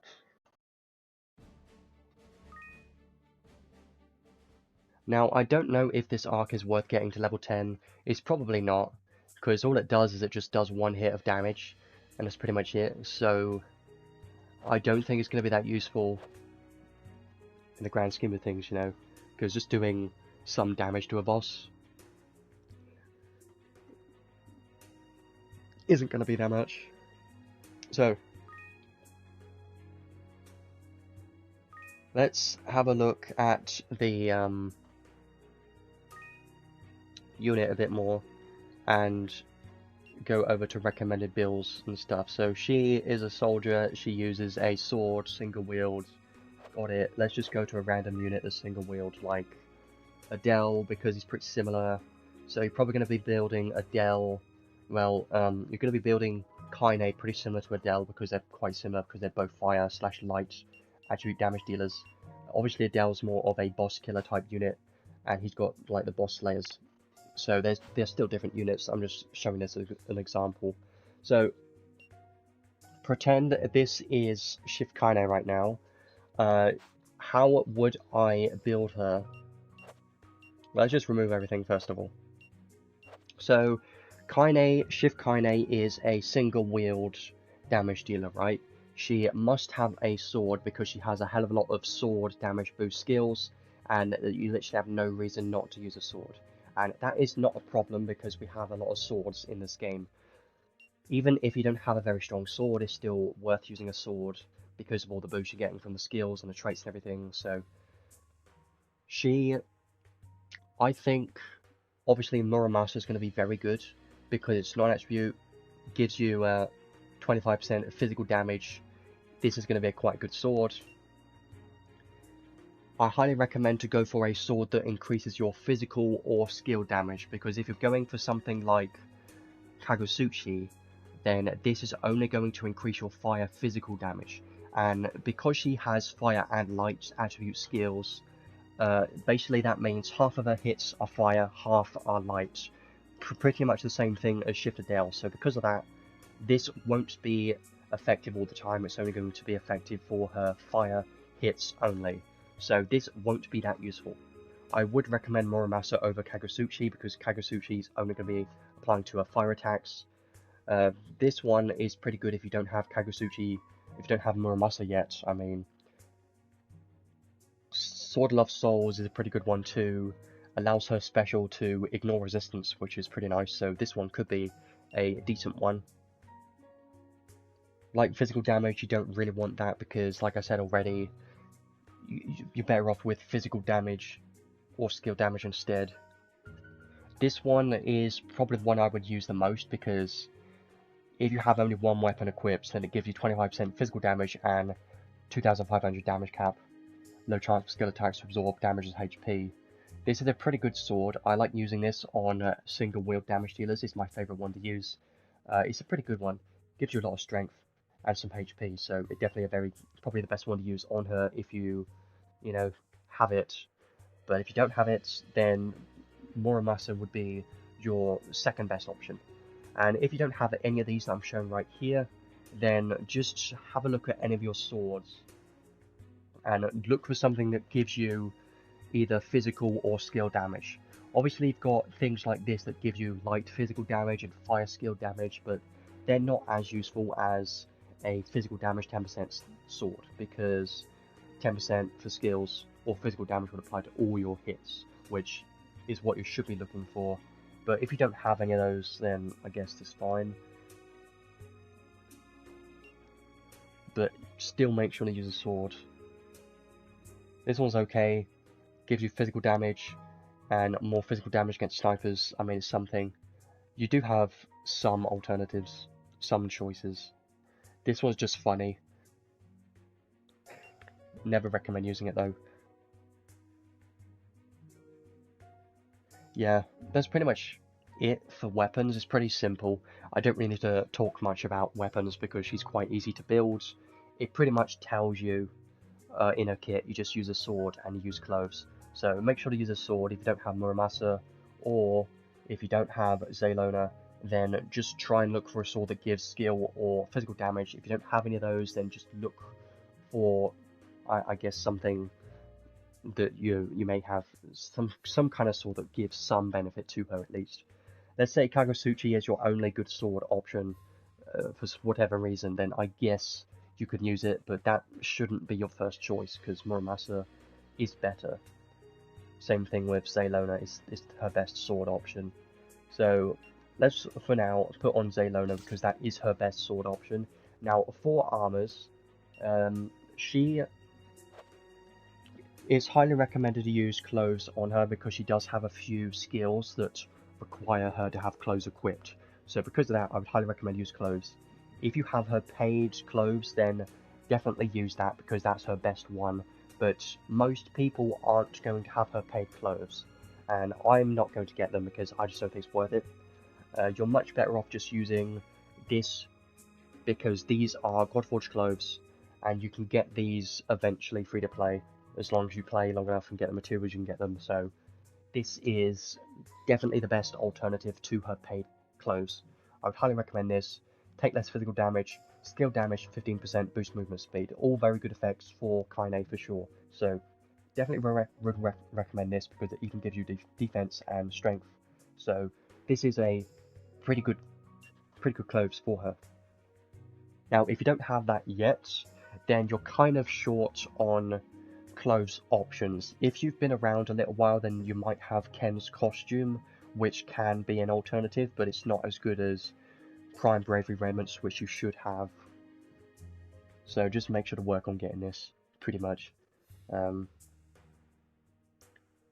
This one, technically, because it gives you damage cap, but that's not really that great because it doesn't give you any damage at all, only damage cap, which doesn't really help her that much. Or if you really want to make her a bit more tanky, you can go for something like this that allows her to take less physical damage. Take less counter damage isn't really that useful nowadays, but taking less physical damage is quite useful. But if you don't have any of those, then just try and look for something that gives physical or skill damage. This one's good, but it was from a collab, so you kind of get the idea.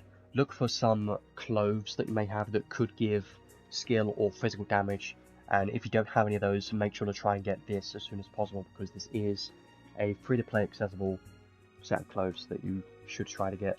But alternatives for now can include, like, these two, I guess. If you're up against divinity enemies, could be pretty good. Or just look for anything that has some good stats, I guess, if you really don't have the options. Obviously, I'm going to go for the best free-to-play options, this one. So, for accessories, should be pretty easy to build for accessories. Let's have a look. So, since she uses a sword, you do have quite a good amount of options, I think. Like, Mithril Relief is always one that I mentioned pretty much 99% of the time, because you get 10% skill damage, and if you have a sword, then you get more movement speed, so it's just a very nice one. If you have it, it's worth considering using. But there are some other options, I guess. Further down here, just remember not to use light or fire attack accessories, because they're not going to be as useful as skill or physical attack damage accessories. Like this one gives you 10% light damage, not going to be as good as like this one that gives you 10% physical damage to bosses and boost movement speed. Is okay. Anything else in here? If you want her to be tanky, obviously you could put on anything here if you want, for like a tank build, but I think she's going to be better off built as a physical damage dealer, honestly. Skill damage to bosses. This one's always going to be great, but she doesn't have any Slayer skills at all, so because of that, this won't be as useful. And because she has two elements to her skills, this isn't as useful as it would be on normal units. So not the best option, but it still can be good if you can take advantage of it, of course. This one gives you more skill damage, obviously going to be great. That one gives you physical damage to airborne enemies, more damage, take less damage from divinity type enemies. I do like this one. I've been using that quite a bit.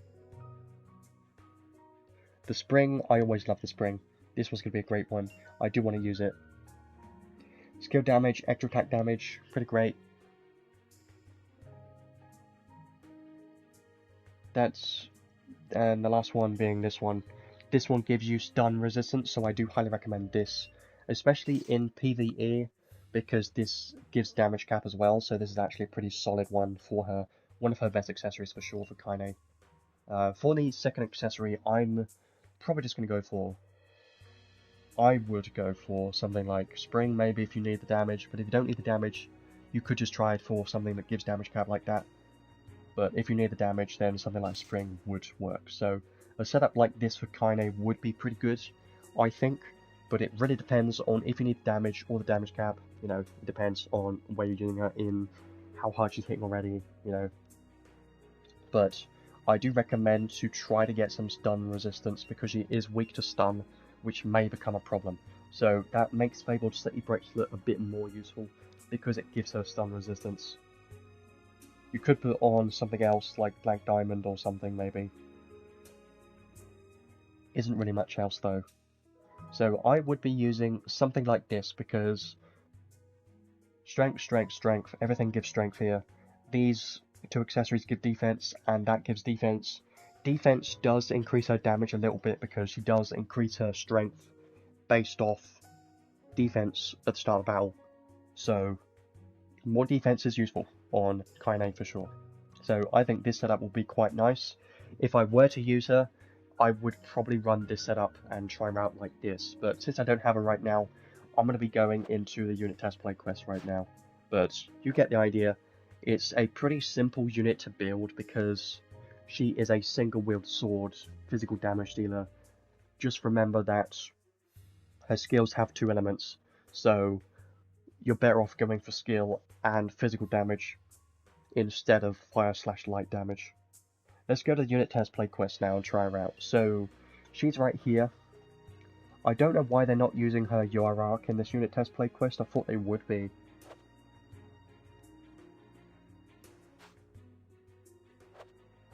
They should have put the UR arc in this.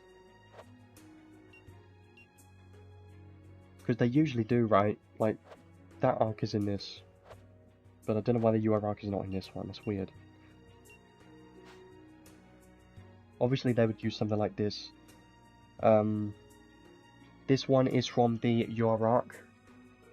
And that's from the limited arc. That's what I mean. It's from the limited arc in the shop. And this one is obviously her paid clothes. These two aren't the best. Like, this one's for damage cap, which, yeah, makes sense, but 3 jeweled amulet isn't as useful on this unit. Let's just try her out. They did give her this UR arc for whatever reason, I don't know. So do remember that there is a chance that it can randomly get 35,000 damage cap, so let's try her out. She should be hitting pretty hard here, I assume, because the enemy's going to be weak to fire and light, of course.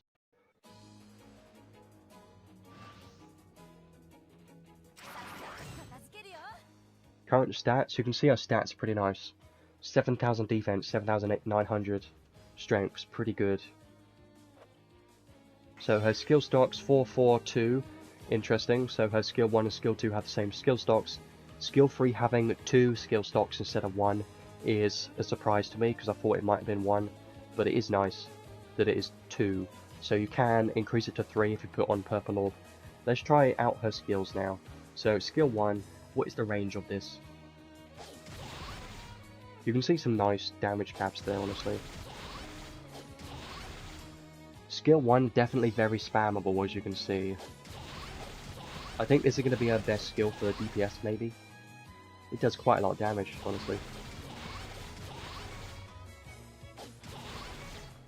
248,000 per hit. Pretty crazy.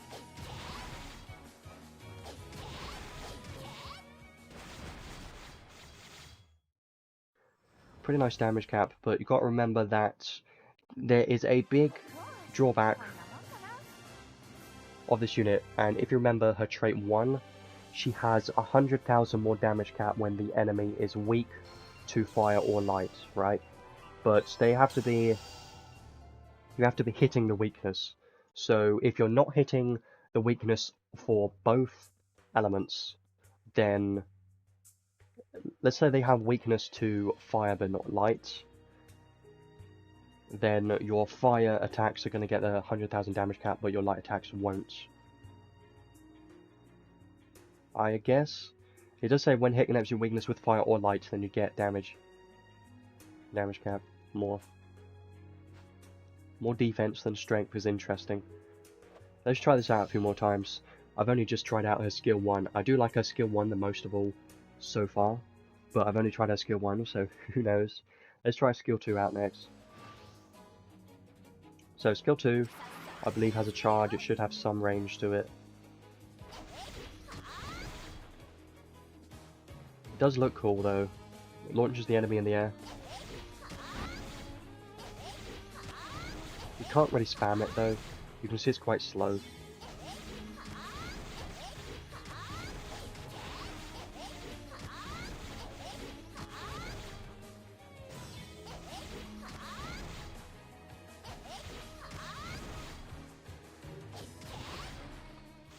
Yeah, the skill 1 is definitely faster than a skill 2. The skill 2,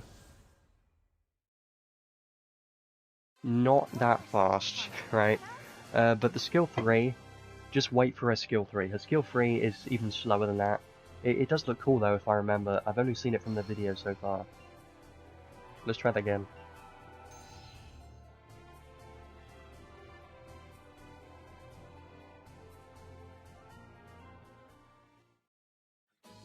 So the one thing I'm thinking about is if you're not hitting weakness, then she's going to be doing 100,000 less than what she's doing right now. And that kind of sucks, because then she's going to be doing 148,000 instead of 248,000, which is a big difference. So now let's try the skill 3. The skill 3 looks pretty cool. It has the debuff effect, if you remember. The lock-on effect. Yeah, it looks cool, but it's just pretty damn slow, right?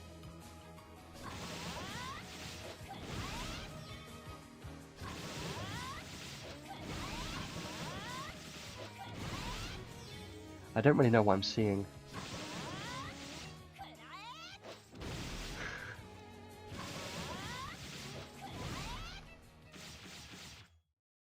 No idea.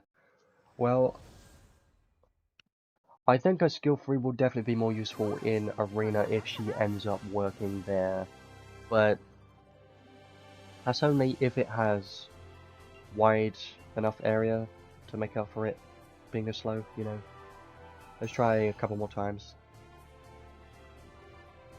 I do want to try a special out as well. I don't think it's going to do that much though.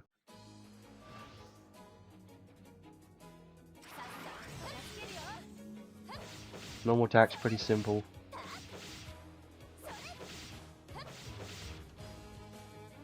And her skill 3 is a close the gap skill, so you can use it from anywhere.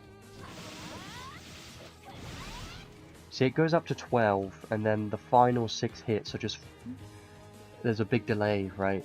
That's why I don't like it. Like, delay, then hits. That's why I'm not a fan of these type of skills, because it's fast, and it stops, and then it does the last hits.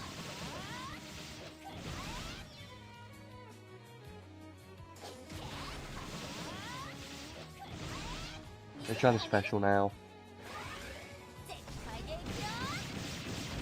Yeah, honestly, the damage cap's pretty good. 254,000. That is because she's hitting weakness, remember that.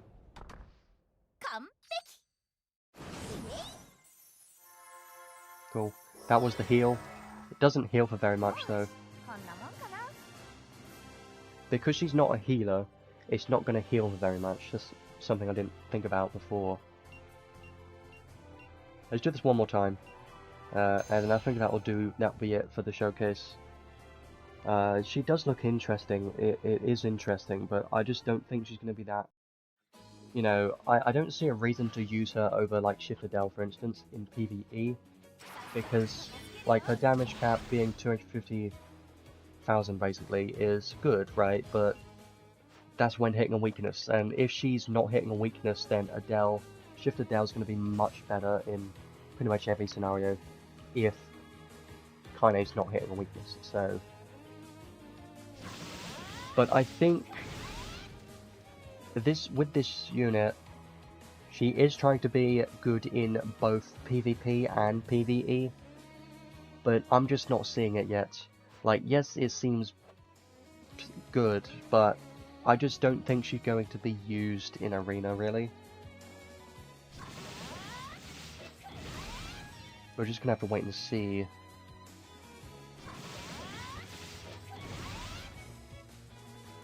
Once people test her out in Arena. Maybe in guild battles she might be useful there, but they've been releasing a hell of a lot of PvP units recently that it wouldn't surprise me if she's ends up being good in guild battles.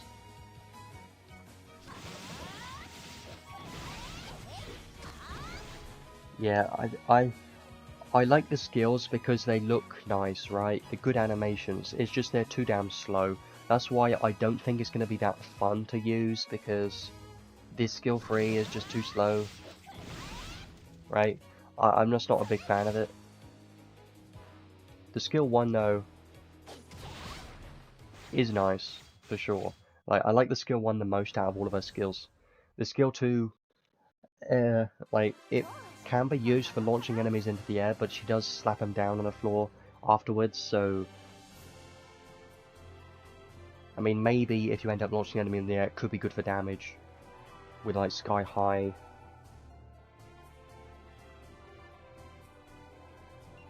Yeah, I think it's solid, but it doesn't impress me that much, right? Because it just worries me a little bit having 100,000 damage cap locked behind hitting weakness. I would much rather use Shift Adele, I think.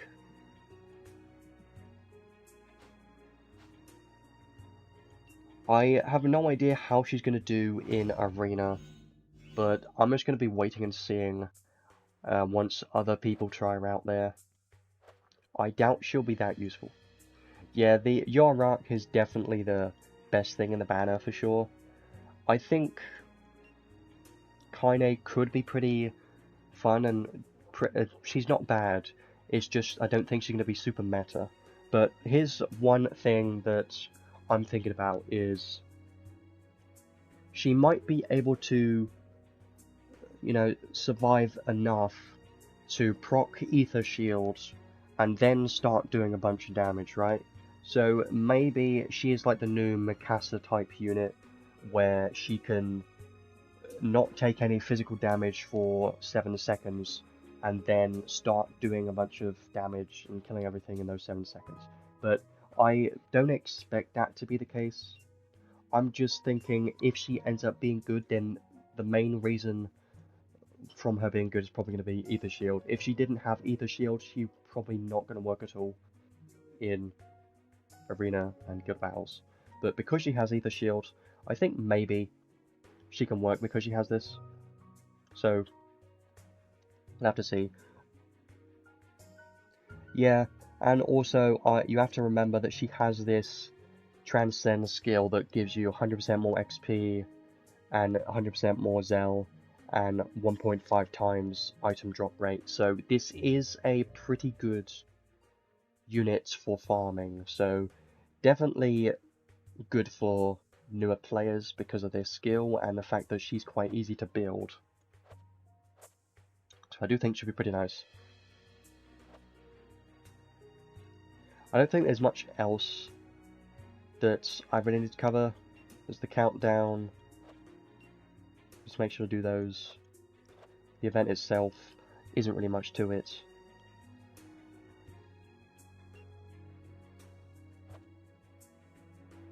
Yeah, I think that's everything I wanted to talk about. There's no insight today. No new insights or anything yet. Probably going to be a while until that. Well,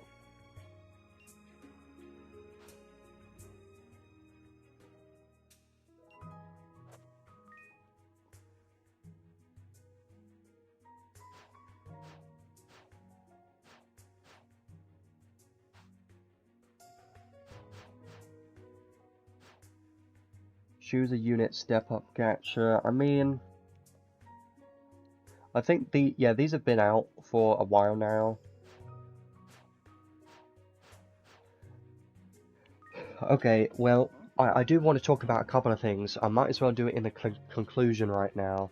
So, conclusion for this update. I do like this update because New Year's always has, you know, a bunch of promos and events going on. I do like it because we have a bunch of tickets and some free stuff going on. So, this is a good time to start the game if you were considering playing, or if you're just starting, then it's great because we get a bunch of pulls, a bunch of tickets, and some nice stuff. So I do like this update. The event itself, kind of average. Like it's just an event. Like there's not much to it. Can't really say much about the events, but yeah, I do think this is a nice update. Now, in regards to gachas, I do want to talk a bit more about these gachas. So we do have quite a few gachas going on at the moment. At the time I'm streaming this, there is 1 day and 15 hours left of the Saintly Mia banner. I do think...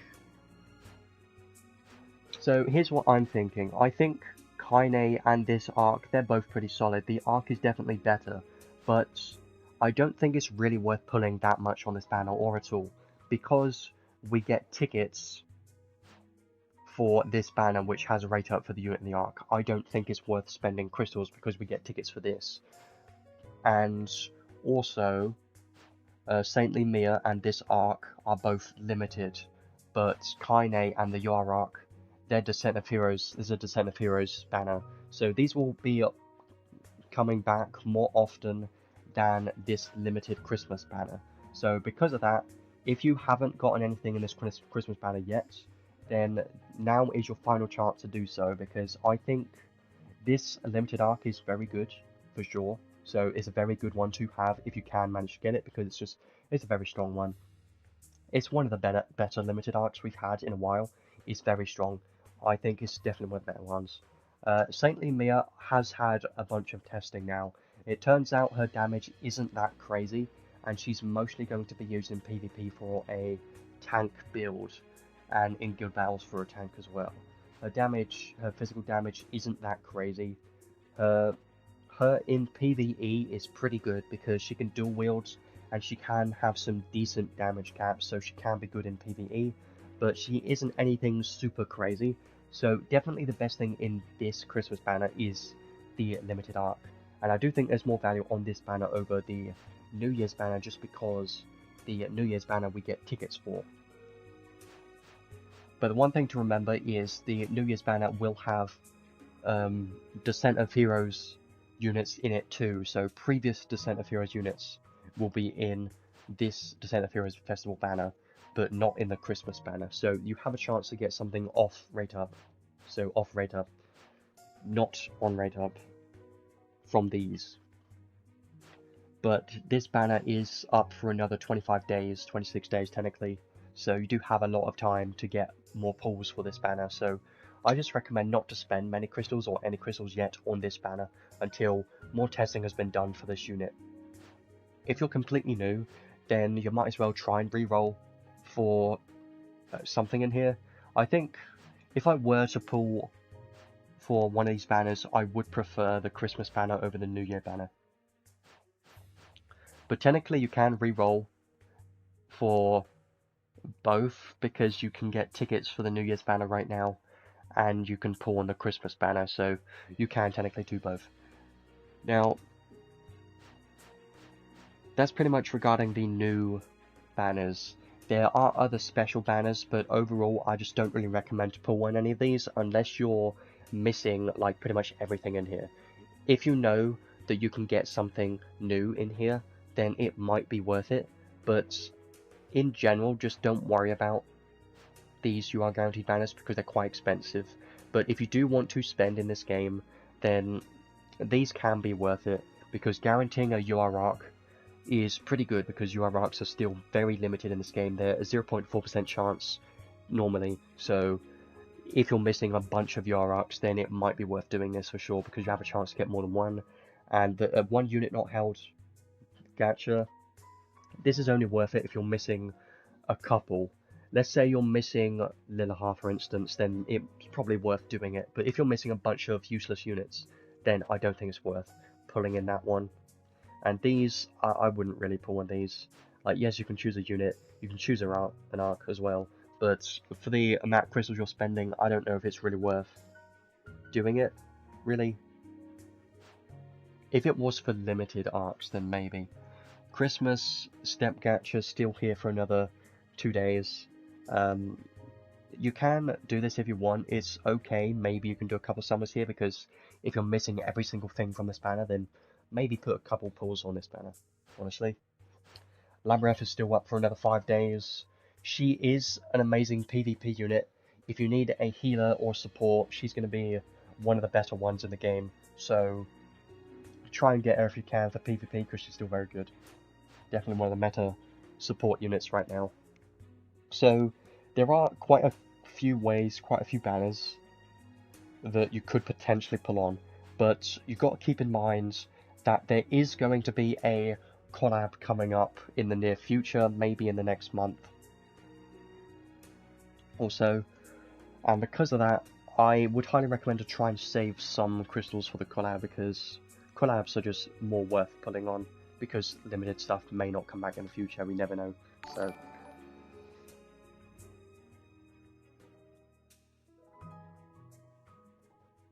well, thanks for subbing.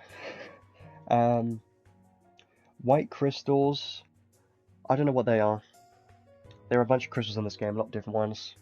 I have done a couple of videos, you can check out a couple of videos that I've done. It's pretty much the same thing. If you want to farm for XP, it's the same stage that everyone's been doing for the past couple of years. The HOT... Let me just have a look.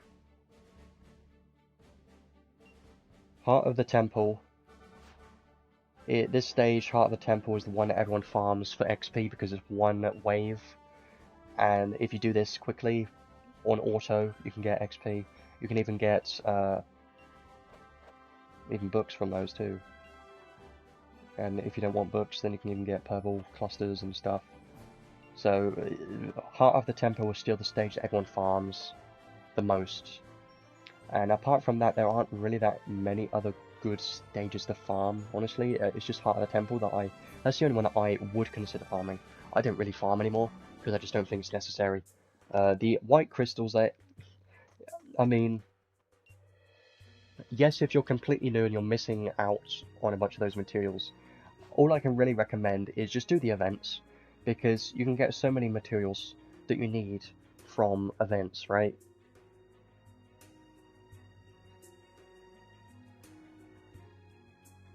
I believe they should be in here.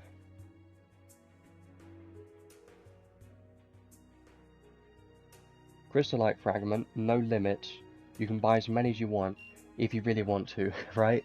Like, you could do that. Obviously, it's not really worth it.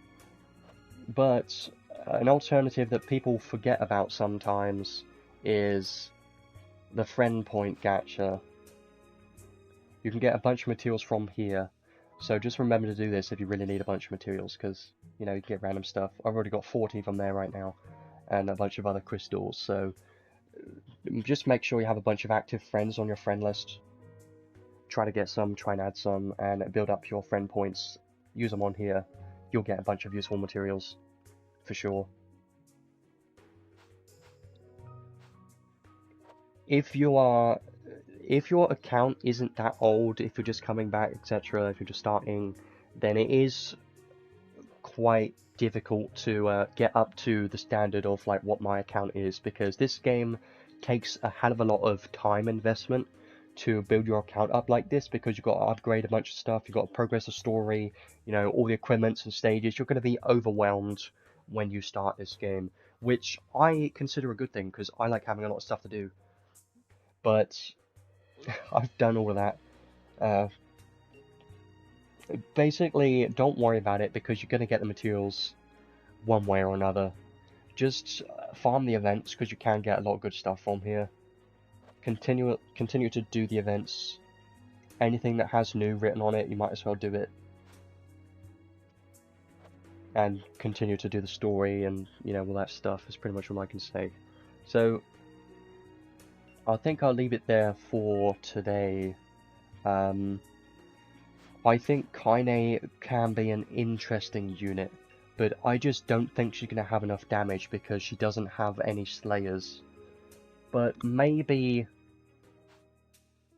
because she has Ether Shield, there's a chance that she'll be useful in PvP, but I don't know yet.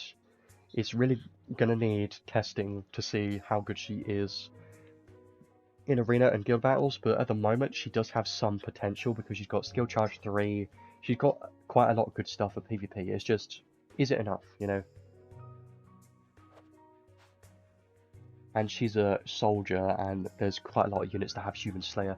Even Zero has Soldier Slayer, so I don't think she's really going to survive very long unless she can kill Zero. If she can't kill Zero, she's probably going to suck, because Zero is just used so much these days. He's the best physical damage dealer in PvP if you have everything available for him. Is stupidly broken that it just kind of is unfair. But yeah, if you worry about meta stuff, then just save the meta stuff and don't worry about Kynei. I think getting Kynei from tickets would be great, but don't worry about it if you don't get anything from the tickets, because I don't think she's that useful. So I think I'll leave it there for today. It's been 2 hours 10 minutes. Wow, nice. Well, has been pretty nice. I don't think there's really anything else I need to cover. I'm pretty sure I covered everything. So I don't know when the next unit is going to be. This banner lasts another 26 days. I'm wondering, I think the next banner is probably going to be in when this event ends, right? So when this event ends, on the Thursday, then that should be when the next banner is, I assume. I don't know what it's going to be, but I tell you what I think it's going to be. Based off of last year, I think it's going to be another Descent of Heroes unit and another UR arc. If it is, then don't be surprised. I think that's what it's going to be. And then after that, maybe a collab. So try to save your crystals, build up your crystals. That's what I'm trying to do right now. I think that's pretty much it. So hopefully everyone had a nice Christmas, by the way, because it is the 28th. Christmas and Boxing Day was pretty fun. I enjoyed that. That was great. Just doing family stuff. I didn't really do too much though, but I always enjoy Christmas holidays and stuff. It's always a great time. Now, I don't really have much plans. I am just going to be chilling this game for the next 2 weeks or so until the next stream. I don't really have any plans, but if you really want to, I can try to cover different games because I don't just play this game. Like, if you like the way that I do these streams, I could try to do the same thing but for different games. Like, I play Nikkei and Wuthering Waves, so they're my other two main games that I like playing. I mean, not really main, but other games that I play at least. Yeah, you can get a hell of a lot of crystals in the story. There's a lot of crystals to be had there. I still need to do some of the story, I'm a bit behind, but I haven't really been worrying about it too much. I'll do it at some point. I'll say that, I keep saying that, but I don't know when I'm going to do it. Yeah, I've been playing Wuthering Waves since it released and it's pretty fun. I stopped playing Honkai Star Rail because I just got bored of it, and the meta just kept changing. There was too many units, I couldn't keep up with it. I just got bored of it, so I stopped playing that, and I just focused more on Wuthering Waves instead because I just think it's better. Same thing with Genshin Impact. I stopped playing that ages ago because Wuthering Waves is just better. I'm not gonna. Obviously, people have got their opinions, but I like Wuthering Waves a lot. It's great. It's my favourite one out of all those types of games, honestly. Yeah, Honkai Star Rail, I liked for a while, but I just can't get into it. It just feels like, you know, more of a game that I log in daily just to get crystals, just to hope to get units and stuff. I don't want to play those types of games anymore. So the only game I have left is Wuthering Waves, that type of game. I think it's fun. So I could technically do a stream of Wuthering Waves 2.0 if anyone's interested, but I'm sure not really anyone's interested. But I have like 220 summons saved up in Wuthering Waves, and I've managed to get every single unit so far. Anyways, I don't want to ramble on for too long. I'll leave it there for the stream for today. If anyone wants to talk about anything, you can just join the Discord. I use Tweak's Discord, so you can check that out. I chat in there most of the time. And I guess I'll see everyone in about 2 weeks from now, hopefully on a Thursday. Yeah, I do play some other games. There are some nice other games. I got some nice games for Christmas and some other things that I've been doing, but yeah, I'll leave it there. I'll see everyone in 2 weeks. I keep saying that all the time at the end. I just don't want to end the stream, you know? It would be nice to have a chatting type stream, but yeah, I don't know. Yeah, I'll leave it there. Just still postponing it. Anyways, I'll see you in 2 weeks. Hopefully you get luck with your tickets, because it would be nice to get something from tickets. I'll see you then. I'll add the timestamps in a moment. I'll have a break and I'll come back to it. So then.